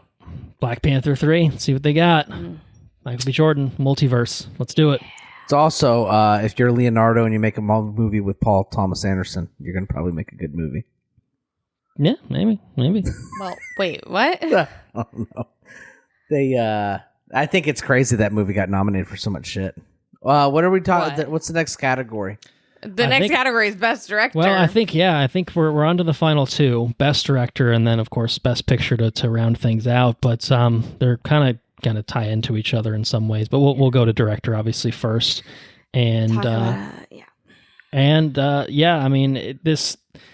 Things kind of ended up going in that Anora style way that they did last year, where Sean Baker just kept going up on the stage and being like, "I don't have enough hands for all of these things," and it was kind of Paul Thomas Anderson's turn to have that sort of evening, and it wasn't quite fully that way.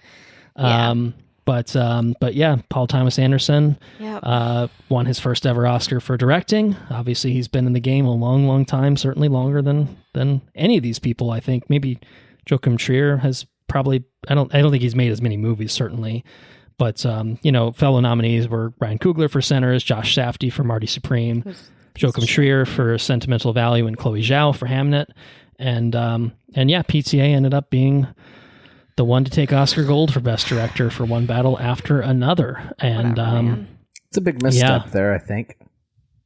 I agree, because you would have chosen who? I think. Well, I mean, I would have chosen fucking. We're up to you. Were you the Academy, the voting Academy? If I had if the choice was between these options here, then it would have been Ryan Coogler for Sinners. But otherwise, it would have been Guillermo del Toro, or at least he should have been in the conversations. Exactly. Del Toro should have been nominated. I mean, Hamnet definitely comes into the conversation. I don't know about Sentimental Value, but. Can't speak to it. But I can tell you that Frankenstein deserves a place in this list. And then you have a really serious, hard conversation between Sinners, Frankenstein, and Hamnet. I think I think that's where the conversation is had. I think Paul Thomas Anderson has made a lot of movies that have gotten a lot of acclaim, and I think he has a lot of friends. And I think this is in some ways the classic. We have to award you at some point. Yeah, and this just feels like the perfect storm. Let's do it now. It's the Denzel win. It's the Leonardo DiCaprio win. It always really, gets awarded Denzel too late. for Training Day. The fuck, right? Leonardo DiCaprio for The Revenant. What the fuck are we doing here? And it feels a little bit like that, although not quite as egregious, because I don't think this is like PTA's could be worse. Yeah, at least they didn't give it to Licorice Pizza. What a fucking atrocious film. And I think that's my issue most of the time with PTA stuff is like he just. There's always something weird about it, like ick. There's like some ick about it. It's like Yorgos too. There's always something fucking gross, and I'm just like why do you have to be weird about this? Just a weird white dude who just needs to. I don't know. Whatever. Like he's talented. I'm not gonna say he's not. He's a great director. Like I can't say he's not. It doesn't. It's not. It does nothing for me. And I think the fact that Ryan Coogler, again, original story, wildly different cast, like a very, a type of a genre that's not usually awarded. Like he just did an incredible job. He brought out so many great performances. The direction's incredible. Everything about that movie is incredible. Whatever is how I feel about this. Whatever. It's not unexpected. It's just whatever. Yeah. I mean, PTA is definitely a director for me that I appreciate on a technical level, while I feel like never really responding to his movies in a big sort of way. And I think I said as much when we did our favorite directors episode. I think I mentioned him as like, hey, ton of respect for him. I recognize that like his stuff just isn't necessarily in my wheelhouse. But I also think that like, I don't know, like There Will Be Blood is like, I don't know. That's a great movie. I think Phantom Thread is a great movie. Phantom Thread. Also. I think Phantom Thread's probably better than One Battle. You know what I mean? So like, too. I think Phantom Thread. I do agree with the sentiment that this is a couple movies too late, maybe. And was great. Yeah, that was good. That was a good one. I thought this was a good movie. I don't think it was a bad movie. And I agree. No, I think it's a great movie. I don't think it's a bad movie at all. I think it's a very good movie. I think the first half hours. It's got. I have my issues with it. I think this is probably in too my long. upper echelon of PTA movies. It's too long. I think there's some editing, that first half hour some down trimming to that 10 could be minutes, done. Better movie. But yeah. I mean, again, for me, it's also kind of like I'm saying all this, but I don't know, Ryan Coogler, man, just Ryan Coogler, man, come on. And I wanted it so bad. I was trying to will it into existence that Sinners would be the Anora type movie where it's just like everything was going its way. And like early in the night, has Coogler gotten an Oscar? Has not. No, just for writing, just the one for original writing. screenplay. That was his first one and only of the night, unfortunately, as it turned out. And I think he was but punished because I think in some ways it's a popularity contest, and I don't think the Academy and also likes it's that like Ryan won't join them. He's young, he's got a lot, he'll be awarded in maybe 20 years for a movie that's not as good as Sinners. You know what I mean? Yeah, right. Right. Might be kind of how that usual trajectory goes, but I don't know. Whatever. It's a shame. I really would have liked to have seen Ryan Coogler clean up. So anyway, that feeds us into the last one, which is Best Picture. I think everyone kind of knows where this is going, but I will lay them all out. Begonia, F1, Frankenstein, Hamnet, Marty Supreme, One Battle After Another, The Secret Agent, Sentimental Value, Sinners, and Train Dreams were your 10 Best Picture nominees, and One Battle After Another. Yeah, it's a big stretch. Took the cake. Big stretch. It's not even in my top 4 of those movies. Well, we can. All right, how do we want to do this? Do we want to talk about? Can we all agree that Sinners is the best? Yeah, well, I think we will. All three of us will collectively agree on that. Of the movies I watched, that one would win. Yes, obvious caveat. I watched 9 out of 10. I can't speak to Marty Supreme. I'm pretty confident in saying it at a minimum would not supplant Sinners. I guess I could be wrong. But I watched 7. Do you guys think that you had 7 out of 10? Do you guys think Train Dreams would dethrone Sinners for me? No. Well, I think it would be in the conversation. It might be one of those ones where it's like it's your favorite, but you may not think it's the best of these. You know what I mean? I'm a sucker for like vampire shit and like like everything for Sinners is personally my shit. Yeah, but I don't think it can overcome it. It's okay. I think it's not even my number 2. I think if Del Toro couldn't overcome it with his Frankenstein, then I don't think that Train Dreams would do it by the same token. I just, to me, it's just like Sinners and then everything else. I don't know. I don't know. Sinners is just so clearly should be the winner. I also I loved Train Dreams. I loved Hamnet. I thought Frankenstein was fantastic. I thought F1 was fucking awesome. I loved The Secret Agent. F1 was cool. F1 should have won. After those, I think obviously One Battle After Another is great. I think Sentimental Value is great. And then the other 3 I didn't see, but I Well, I know that After Another is great. I don't think it deserves this. Hamnet, or I would say that One Battle After Another is below. Well, I would probably say it's above Begonia. I enjoyed it more than Begonia. I'd agree with that. Me too. Better than F1. It's definitely better than F1. F1's probably like I don't know how F1's in the conversation here, honestly. I mean, I think there's always one. They always got to put a blockbustery sort of thing in there just to be like, look, we like movies too. We're not, just up our own asses all the time. Yeah. So I mean, I mean, One Battle After Another is a solid movie. I had fun watching it. Which is to be like for me to say that I enjoyed watching it for 3 hours and I had to pause it and come back to it and like it was a whole fucking thing at home. For me to say that I enjoyed it like as much as I did is a good testament to it. Sure. Yeah.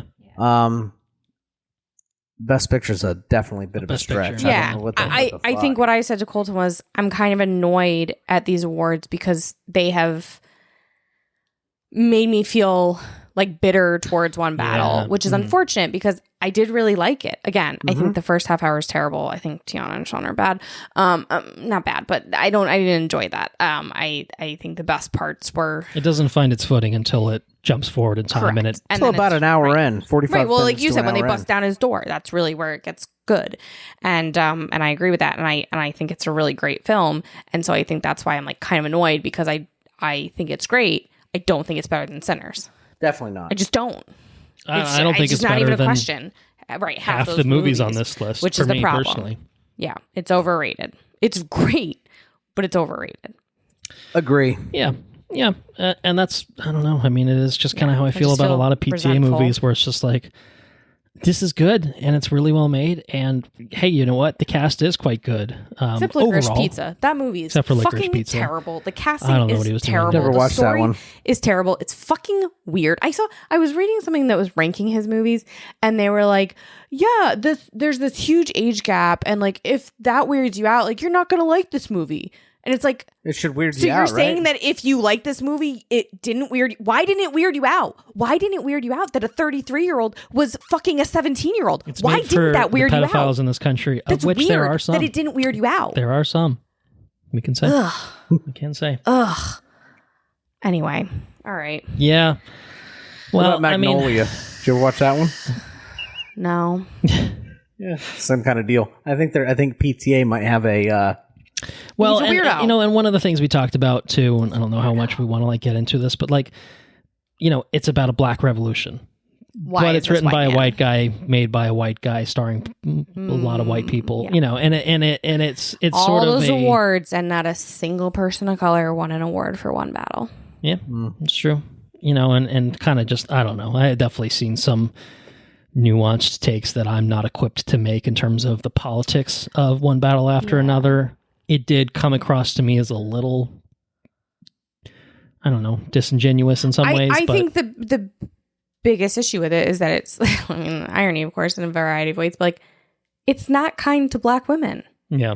In so many ways. I think Perfidia, yes, she's not, she sucks. And I also think that there's this element of like mocking, because it's like this black woman who is like, she is talking the talk, walking the walk. She is, and then when it comes down to it, she turns on everybody. Right. Yeah. And I feel like that was like a, even if it's not judgmental of all revolutionaries, it felt a little judgy, and it was like, who the fuck are you, PTA, to make a comment on revolutionaries? Who the fuck are you?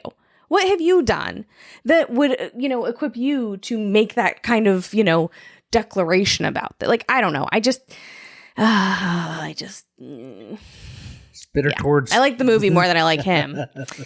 He's just a weirdo. Also, the fact that no one talks about, there's literally a rape scene in that movie and it's not talked about enough, and it's annoying to me. Anyway. With the semen demon? Is that what we're talking about? Mm-hmm. Yeah. I did enjoy the end when Sean Penn got his new office, though. Oh, yes, that was. yeah, right. That was pretty good. That was pretty good. All hell finally got to be a Christmas adventure. Nick. That's right. That was on the nose, right? That was. You know what? I had fun with one battle after another. I thought it was fucking hilarious. After you kind of made your way through the first bit of the movie. Yeah. It's very funny. Leo is hilarious. Leo and Benicio are fantastic. Is hilarious. They are great together. Regina was fantastic. Andrew, you texted me Leo falling off the roof. Dude, I lost good. My shit. So fucking good. Well, it's so funny because that was the day. That was the second day I went to the gym. I'm sore as fuck trying to watch this movie, and there's these kids. It's kind of very relatable. Yeah, these kids are running across the roof, and here's Leo and he's trying to run and stuff, and they're agile as fuck. And here's Leo limping behind him, and then he jumps. He's still wearing the bathrobe at that point, right? He's still wearing the bathrobe, right? Yeah. And he tries to jump, and he can't jump to the other building and lands in the tree. And then he lands. He's fuck. Then he gets up, and runs around the corner, and gets tased. Shit was so funny. And then when it cuts to Benicio being told about it, he fell 40 foot from a tree, and then got tased and captured. And Benicio's like, he's so cool though. Benicio's so cool, Bob. and he goes through and saves them. Sensei. Yeah, a few beers. Yeah, a few tiny beers. He does his little dance while he's walking the line. Benicio's fucking fantastic, dude. He's good. so good. He's good. He's fucking awesome. I say these things to look. There have been far more egregious picks in the past. Green Book. This is not Green Book. This is not Crash. This is not. I don't know. Maybe some other examples that are coming to mind of. Really, this one Best Picture? I don't think it's crazy. I think it's completely valid for it to be in this 10. I think it's valid for people to think that this is their favorite movie of the year. I just don't agree, and it's just not even close. And I think that's obviously kind of where we all are collectively too. So I'm just adding another voice to that. Anyway, Sinners, the actual best film of the year. Everybody go see Sinners. Yeah, Sinners I think is 100% my favorite. Remains my favorite, even with the addition of watching in preparation for this episode, The Secret Agent, Sentimental Value, and Train Dreams. All three movies I thought were great, fantastic, worth watching. Liked better than One Battle, to be quite honest. I liked Hamlet and I liked Frankenstein better. Yeah, I think you said it wouldn't even be in your top 5, and I feel the same way. But it would still. I don't know. Here's what I say. It was in my top 10 when we recorded our year in review. It was in my honorables. And I don't know that it would still be in my honorables with the extras added in here. Right. Yeah. But I also don't I'm saying all these things I still liked it. And I think it's good. I think there's a lot of things to like in it. I don't know. I just don't think it's quite there for me personally. And it's just not even PTA's best. That's kind of where it's like, Anyway, I said, Sinners, actual best film of the year. Ryan Coogler, an icon. Yes, indeed. And that was the Oscars. Most of these are streaming, by the way. I think everything but Marty Supreme is streaming in some various format. Darn. Sentimental Value, as of now, is not technically streaming, but it's going to be on Hulu in 5 days from recording. So by the time this is up, for everyone to listen to, it is streaming on Hulu. Fucking Timmy. I love Timmy. Fucking Timmy. All right. Time to catch up. Let's catch up on a few things. I know Anna and I have some things that we can talk about. We can start if you want. It's a shake up of the usual order. Andrew, if you want to. No, start please. I don't care. All right. Do you want to take lead? Yeah, the things we did together. So we watched The American President, which I had seen before. Colton had not. And notably, a Rob Reiner directed film. Correct. I had been trying to get him to watch it for years. Many years. Literally years. We bought the Blu-ray 2 years ago. We could fact check when it actually was purchased, but we didn't even watch it that way. But it's on HBO Max. Highly recommend. It was on Netflix. Was that on Netflix? But I think it's also on Netflix through the end of this month. I think it's on HBO though. Maybe it's on both. Maybe it's moving over or something. Maybe it was definitely on there at some point. Oh, it's Aaron Sorkin. Anyway, yeah. Aaron Sorkin written. Yes. So the story behind this is that, you know, Rob Reiner hired Aaron Sorkin to write this film or whatever, and Aaron Sorkin like went into a hotel room for 3 days, did a fuck ton of coke, and wrote like pages and pages and pages, and brought it to Rob Reiner, and he was like, I can't use all this. Like, I need like a tenth of this, and took a tenth of it, made The American President, and was like, do what you want with the rest. And Aaron Sorkin was like, okay, I'm gonna make The West Wing. For real? So it's like that's where West Wing started, and so like there's some crossover in casting, Lots of crossover in not casting. Characters, but Right. casting. Yeah. So it's you know, which is really cool, and there's definitely, you know, the vibes of it. I think the big difference is that The American President is a romantic film. Yeah. It's a romance, Right. It's not it's not a political first and foremost comedy about or the a politics political- of it. It's obviously a part of it, but yeah, no, it's about what if the president was I guess A widower. a widower and was decided to date, you know, while in out office. there putting himself out there and trying to find love Oh again. God, could you imagine in 20 like right now? Could you imagine if that was the case? Holy shit! Well, I do think that the movie does a pretty good job of, you know, that sort of thing being under the microscope and like what, you know, like that basically becomes a opponent's, you know, entire campaign is look at this fucking guy. It's a movie that's very satisfying, also a little depressing. But it is as the West Wing aspirational. is in some ways of just being like, this is what it the should Constitution envisioned. This is what American politics Should maybe be. is supposed to be. And Used to be. obviously we are far afield from these days and have been for quite There were some definitely time now. lines where like they would say the line and Colton and I would look at each other like, damn. How far have It's we different. fallen? Yeah. It's different, yeah. But definitely good, very much worth watching. And like I said, it's a romance. Definitely so recommend. it's not super long. Nope. It's got a good pace. It's great. It's a And I good movie. think, fun fact as well, I think the initial incarnation of it involved Robert Redford as well, which is kind of just an did it? I don't interesting know if I kind knew of that. involvement Aw. of, you know, people who unfortunately are no longer with us. But yeah, What else have we been we doing? watched that. We hard also, transition. hard transition to another romance that Yes. also Well, no, I had guess us, you're right. that had us Perfect looking segue. at each other going ugh very often, which is Love Is Blind Oh, season 10. I watched this. Okay, we can talk about this. Yeah. All right. Yeah, everything's done. We watched the reunion. We watched all of it. I think we caught up just in time for the reunion, but we're through it all now. So let's have it out. How do we feel about Love Is Blind season 10? Love Vic and Christine jeez. I love them. Which one? The one good couple Yeah, the only couple. Oh yeah, got yeah, married. yeah. Spoilers. and stayed Well, married. The ones that that didn't was go to still Cabo married or as wherever of the the fuck it reunion. was. They didn't go to Mexico. Right. Yeah. Yeah. Nice, good people. That was very nice. Good Jan- people. the just only good the only people. normal fucking well-adjusted people on that entire show. Everyone else is They don't like, do completely Pilates. immature, not equipped for marriage. Don't do Pilates, not Yeah, hot he's enough. They're you know That man. That Shout guy- out that to guy AJ. got I mean, I don't give a Giving it flying to him. fuck. Oof. Okay, I don't give a That flying dude fuck. got I don't give a flying crucified. fuck. Crucified Oh, in the yeah. reunion. this was the best reunion I think Oh, they've done so that I've good. watched because I feel like Nick and Vanessa were like Well, they were on it. they weren't like Honestly, pussyfooting around well, like but I their think shit that also they were usually, doing. Like, I think usually she's a little more blunt. And Nick was, I mean, he was feeling some type of way when he was like, that's something for you and your therapist to figure out. Oh, Fucking roasted. but spot on. Also, Yeah, like not wrong, not wrong. he was on point. And I also like, it's tough because I love Jordan and Amber. Like I really loved both of them. She's a real girl's girl. She was the only one who Made cookies for truly, her. Seemed like a nice truly, boy. You know, he is a nice boy, and she was a great mom, a real girl's girl.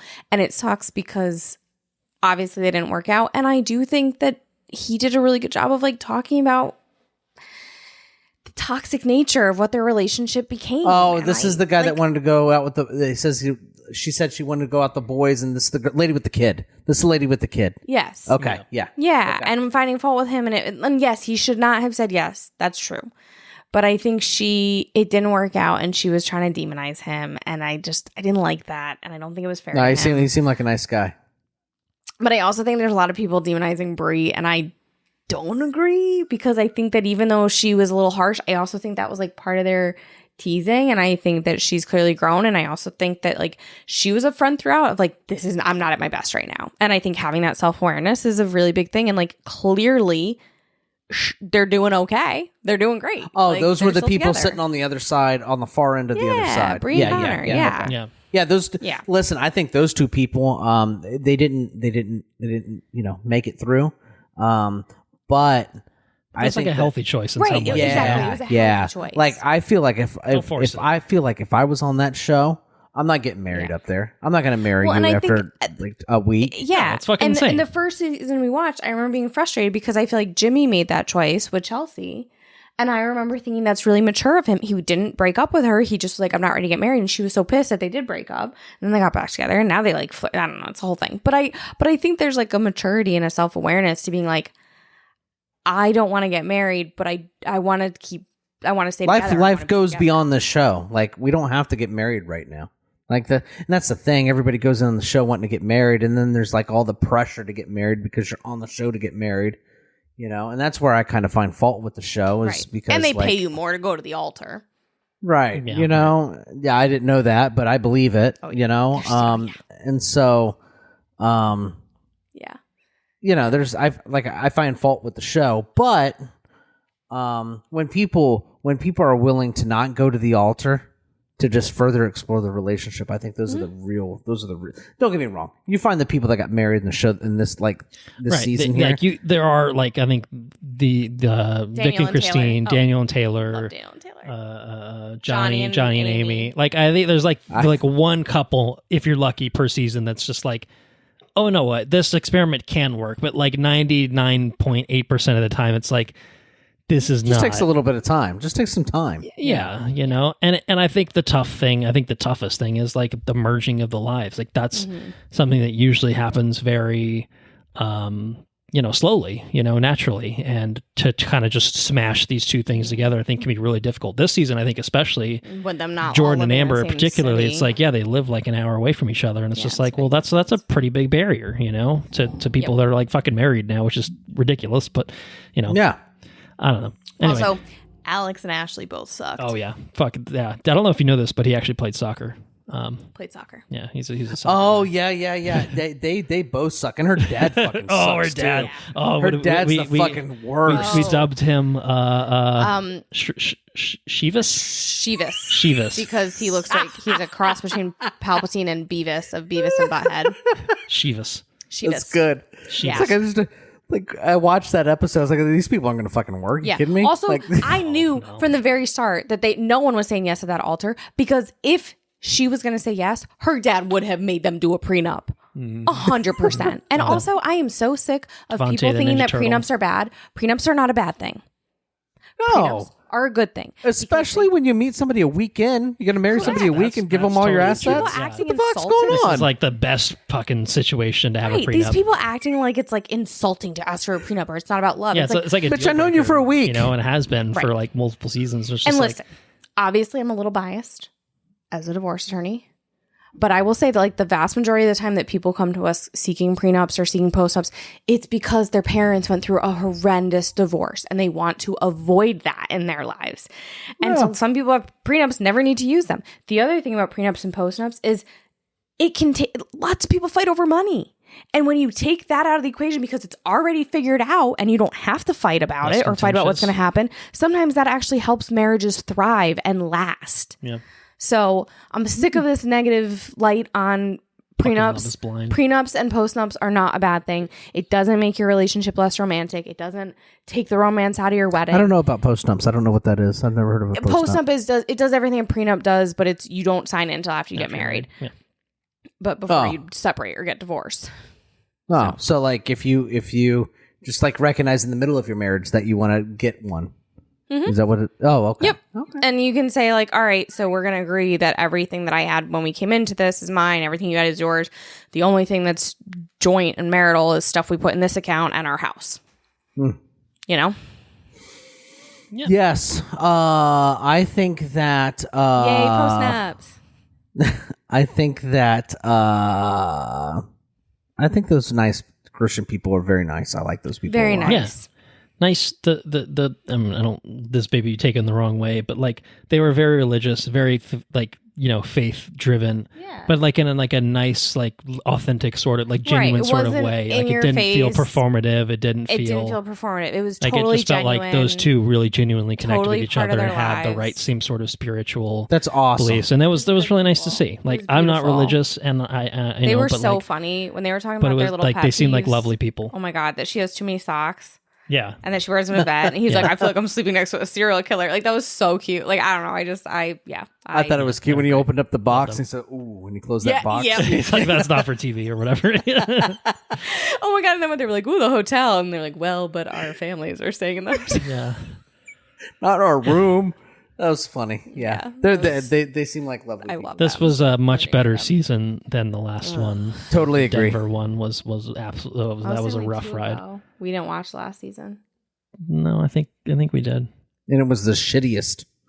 It was the Yeah. shit. We've watched the last 3 So- seasons. No. We skipped one in there. Yeah, no, I think we've watched the last 3 though. It was your worst TV it was last before. year. we Yeah, you did picked we it. did Minnesota, Oh. Denver, and then this was Ohio. I think we've watched the last 3 because there was 2 last year. We watched both of them. was There the was one like 18 between- seasons of this shit. I think we didn't watch 10. DC. There's 10. This was the 10th season. Yeah, it's, I don't know. It Well, feels like actually, 18. because there's Love Is Blind, UK, Italy, Brazil, France, all of them. Sweden, Yeah, or there's a whatever. million, yeah. So there is more than 18 if you put it all together. But anyway, last thing that is on our shared list. Oh, yeah. We've been talking about doing this forever, but we finally got a subscription to Dropout TV, which The fuck is that? is the channel that they have like a bunch of like D&D stuff, but then they also have a lot of like improv shows and Yeah, game it's shows and College humor sort of morphed into, and Yeah. then they spun off And, like, into their own Smosh. thing and became Yeah. their own. And so it's like app, very more or less. important people with Vic Michaelis, and it's Game Changer and Make Some Noise with Sam Reich. I think we got suggested like a million clips on Instagram, and Yeah, we kept watching and them. it's very and we're like, funny. all right, It's a lot. we're It's get a to lot watch of game people shows with play D&D? comedians. That's- There's a lot of there are D&D some of stuff. those- We haven't don't really watch watched those that, shows 'cause we don't do but yeah, there's a D&D. lot of just improv, game Funny shows, stuff. and It's just a bunch of like comedians and actors. yeah, like doing VMP, funny shit. VIP, very important people is they bury a comedian in makeup. They don't They have know to what keep they their look eyes like. They closed keep while their they get eyes all this closed, and then stuff they done. get a look at what their character looks like in the mirror, and they have to invent a personality, and then they Get go sit interviewed down by with Vic Vic. Michaelis, and they interview them. And the it's spot, just and a whole it's like an 20, improv 30 interview. minute It's so improv funny. interview where they're this character, like they're an alien or they're a rock guy or from the baby dimension. from there's a couple adult babies from the baby dimension. There's anytime Lisa Gilroy on Every is time an we do that, absolute it's so pleasure. good. Spencer, the demon. demon from hell, and Yeah. and others. Anyway, it's just look it up on YouTube because they have clips. They have like the YouTube shorts and everything, and it's hilarious. Yeah, There's that's really just good. Okay. it's comedy gold. It's We so broke good. down and got an annual subscription, and we've Wasn't that I expensive. think we've already gotten our Oh, money's we worth. already have gotten our TBH, money. so. It's so good. Yeah. It's It's fantastic. Do you have anything you want to talk about for yourself, Anna? I think let's see. I watched the new season of Bridgerton, Oh yeah, which was great. Season 4. 4. Four. Sure, that sounds right. It was great. That show is genuinely very good, very fun, great music, very beautiful people, lots of chemistry. It's just really well made show. I enjoyed a lot. Started watching called The Midwife, which is great. Great show. I finished a book that I had read before, but I had read it like almost 10 years ago, called 67 Shots, which is about the Kent State shooting and, the end of American innocence, because what happens when the government shoots and kills unarmed people who are just out exercising their rights. Definitely relevant. Kind of depressing because of how little has changed, but it is really interesting because I think there's kind of an understanding of Kent State being a tragedy and something that shouldn't have happened. And yet at the time, there were a lot of people defending the massacre and the murder of unarmed students. And it's just kind of wild to watch history repeat itself, 46 years apart. 56 years apart, actually. It's even longer. But it's a really good book and it's not that long and I do recommend it. It's a really well written book. Lots of like firsthand accounts and stuff. I think that's it. I don't think there's anything else I watched or read. Well, I too finished a book. Oh, I'll yes, just say he did. I read A book series. I finished a book series, or at least I guess a series within It's a series. a bigger series, I guess, in a way. I finished The Last Olympian by Rick Riordan, the final. Is that how you say it? Well, I don't know. It's That's not how Riordan? I don't know. There's an I and an O. I don't It's know. Riordan. I'm pretty sure Rick it's Riordan. Riordan. All right. Well, I've been saying it wrong for however many episodes now. Riordan. I think it's Riordan. I don't know. Oh. Well, someone knows. It's not me. I definitely don't know for sure. But anyway, Okay, it's the final book in the original Percy Jackson 5-book series. Big epic conclusion, Battle on Olympus, and it's, Battle on Olympus. Sort yeah. of. Well, in Manhattan, and then sort of on Olympus a little bit. But too. you've read these, haven't you, Andrew? You own 'em. You own them. No. I've read the first. I listened to the first one. You guys are killing me. These are children's books. They are children's I made it books. through. It just took me 6 years. I just don't read. I just don't know how to read. Well, I have you to should listen. learn. This is America. We were not required to read good. You should read them. Me no Not read listen good. to them. You should Exactly. read them. You should read them. Well, I think Take them as- to work as- instead of watching dumb Netflix shit on an iPad. As someone who has read them, I think they are quite good. I think it's sort of a similar to me. It felt like a similar trajectory to another book series that, Harry Potter. yes, in the sense that Oh. the book's mature. Yeah. I think you kind of, it's Yeah, maybe you'll one see of the You grow things you with grow the up book. with it a little Series. bit. Yeah. And I think I enjoyed the last 3 books more than I enjoyed the For first sure. 2 books in the series. Yeah, I think the okay. second one's probably my least favorite. Yeah. But I thought 3, The Titan's Curse, really changed the formula in a big, big way. I really, really enjoyed it. And then I think I made pretty. I got through the 4th one pretty quickly. It's been touch and go with The Last Olympian, but I kind of buckled down and finished it up over the past week, and it was a really satisfying finale Yeah. for this series, for these characters. It was epic, like appropriately epic, fun infusion of the Greek mythology and the gods and the characters and all that kind of coming together. And I do think, Andrew, with your like background of reading or listening to like mythos and that kind of stuff, I think in some ways you'll get through it.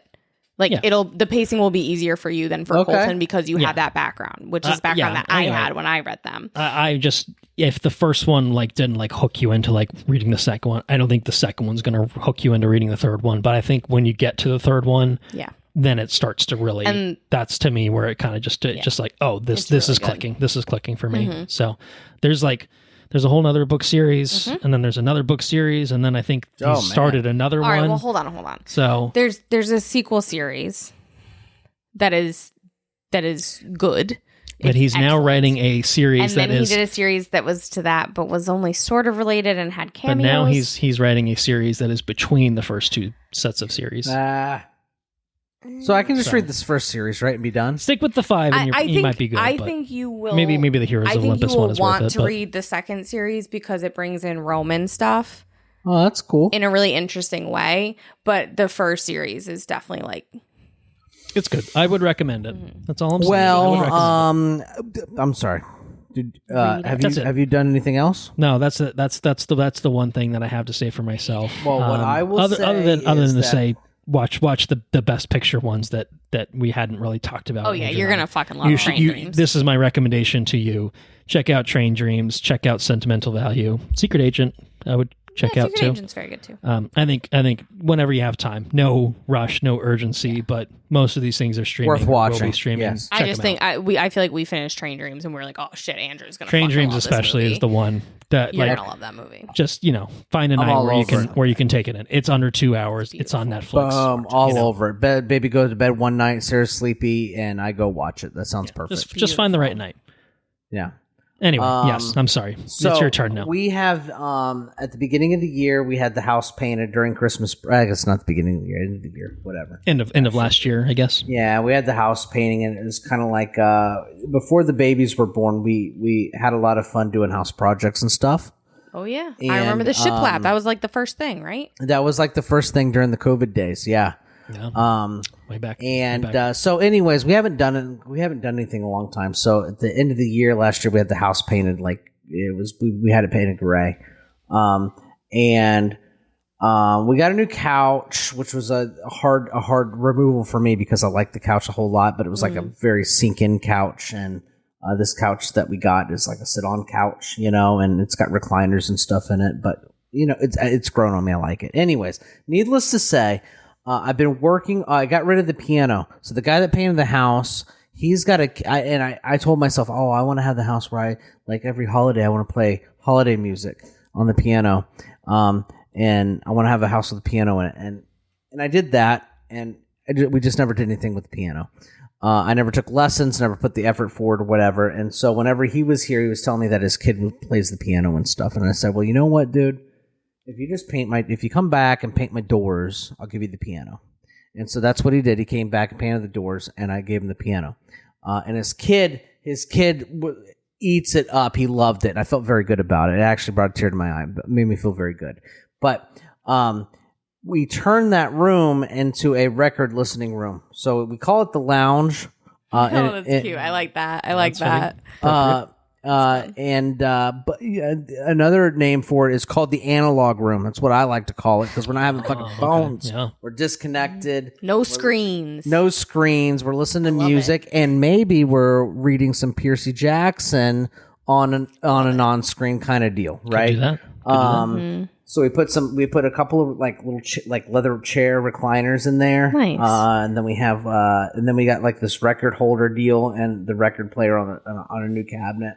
What we don't have is a coffee table or like a table in general, which is I'm really, really, really struggling with. I just don't know where to put the table. But anyways, all that's to say. Can you get like an end table and put it between the chairs?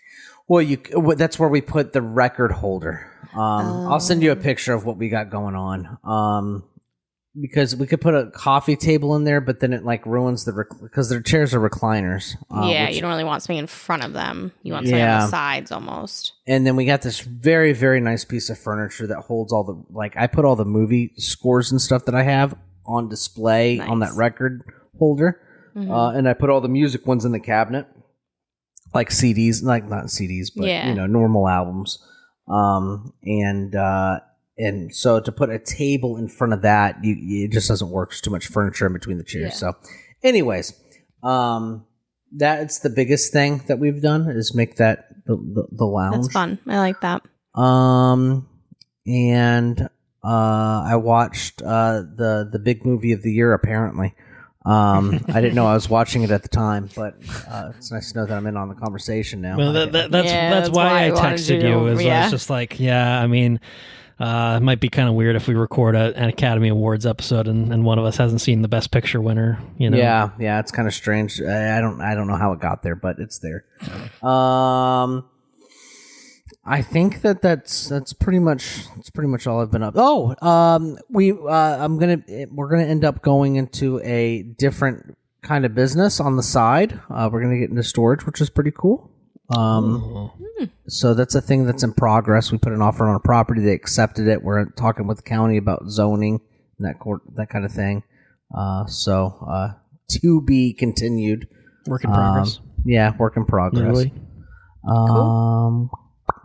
What else we got? I'm still thinking about the analog room. What's the last record you listened to? I listened to. I busted out the.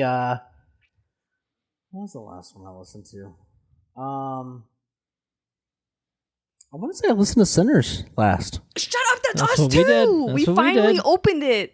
It's fucking good, man. We were trying to and it's beautiful. I didn't know it was matte until we took the wrapping off. Yeah, and it's so nice. And the book inside is lovely. And we didn't know that like the code name for Sinners was grilled cheese until we read it in the book, and that was already what we planned for dinner that night. For real? Crazy.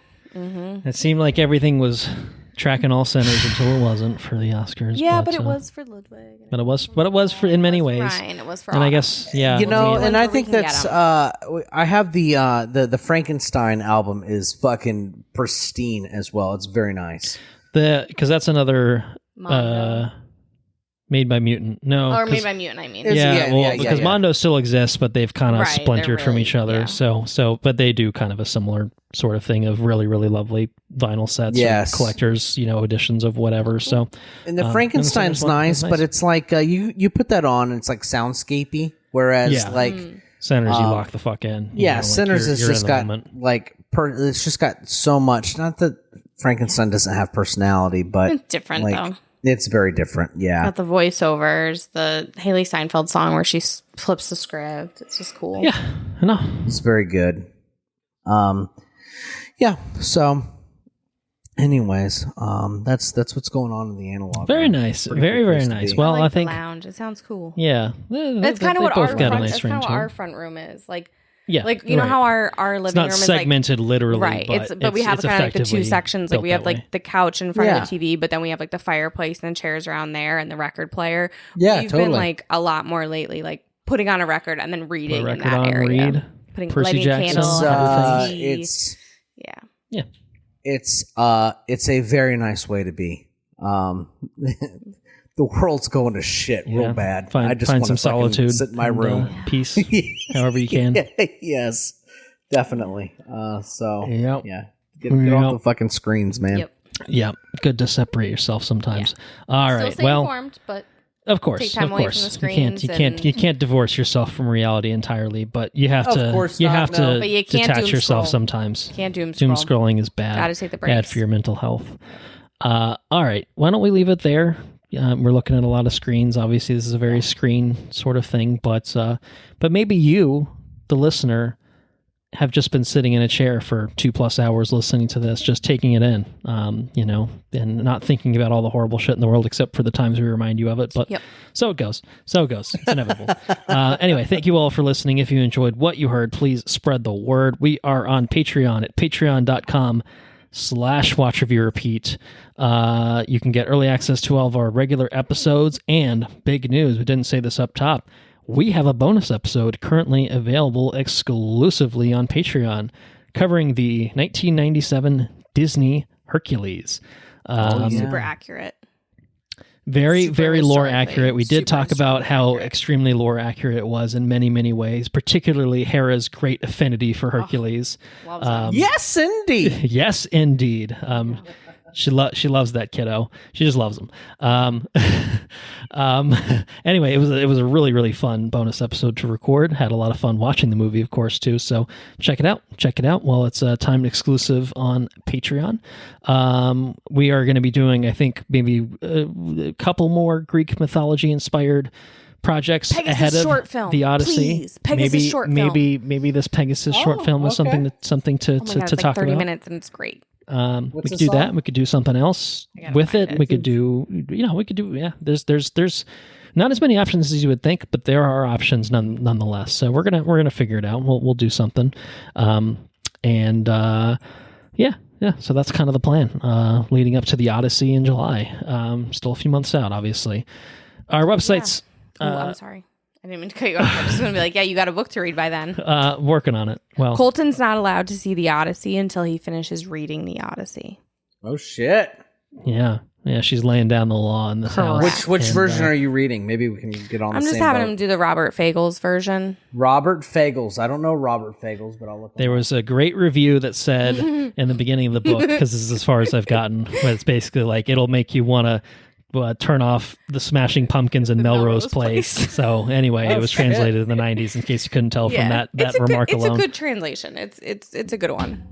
So It's I'm something. gonna give it a go. I'm gonna give it a try, and I might be asking a lot of questions and asking for some help along the way. An But epic poem. You're good gonna- we'll see how it goes. Good I'm not looking making you hardcover. read it in Greek. Well, no. Fuck, that'd No. be fucking cool, dude. Yeah, Dude, well, you should do oh. that. Read it in fucking Greek. I don't think I get a lot out of it, but I could try. You wouldn't even read it. You don't know that alphabet. I'd be like, I don't know. I don't know what's going on here. Anyway, yes. So our website, as I was saying before I was interrupted, is watchreviewrepeat.com. You can get links to all of the socials that we're on. We're on Facebook, facebook.com/watchreviewrepeat. Instagram at watchreviewrepeat. Blue Sky, we are watchreviewrepeat.bsky.social. Follow us there. On YouTube as well. If you have any questions, comments, or suggestions, like the Pegasus thing, mini thing, Short film? that's what we're looking children. for. Short film for children. Is it animated? Yeah. Oh, yeah, that sounds great. Yeah. Perfect. See if it's streaming somewhere. I'll It's check it out. Nova. I used to rent okay. out the VHS from my school library. Maybe it's at the public library in Philadelphia, and we could find it for ourselves. And maybe there's a librarian for it if they still have those. I'm not sure. So it's not Pegasus Kidnapped Through Time. Maybe it is. No, it's like a Nova. No. I'm going to need you to send me what you looked up. Because we'll look into it. It's probably on We'll look YouTube. into I'll it. find it. Anyway, questions, 1991. comments, suggestions, send them our way. watchreviewrepeat@gmail.com. Thoughts on one battle after another. Maybe it was your favorite film of the year, and you vehemently disagree with our assessment of it. Chime in. We'll entertain any thoughts you have on that and other things. And you could be on a future edition of the Listener's Corner. Didn't have one for this episode. Intro and outro track is Mechanolith by Kevin MacLeod and Comptech.com, licensed under the Creative Commons by Attribution 3.0 license. Thank you, Anna Mattis. Thank you for joining us on this, fifth version of our coverage of the Academy annual Awards. Academy You're Award welcome. coverage. Yeah. You're welcome. We will be covering Project Hail Mary next. It will be the first theater trip of the year for both of us. I've made a couple theater trips without you, but it's going to be a big one. I think the first kind of real event pick of the year, and we may not be alone for that one. I think our hope is to have a special guest join us for that one as well. So back-to-back episodes with fun guests, and really looking forward to it. Seeing it this weekend. I think you're seeing it even sooner than that, if I'm not mistaken. I see it on Thursday. I see it tomorrow. That's tomorrow. Yeah. Holy shit! So I see it tomorrow. I'm very excited. So we'll be posting that as soon as we get a chance to record and talk about it, and very excited for it. So anyway, we will leave it there for this episode. Andrew, why don't you take everyone out? Take care now. And Bye then. And then Anna's probably going to have something to say too. But anyway, later's on the Menjay. Fuck you, Hans Zimmer, and fuck you, Sean Penn.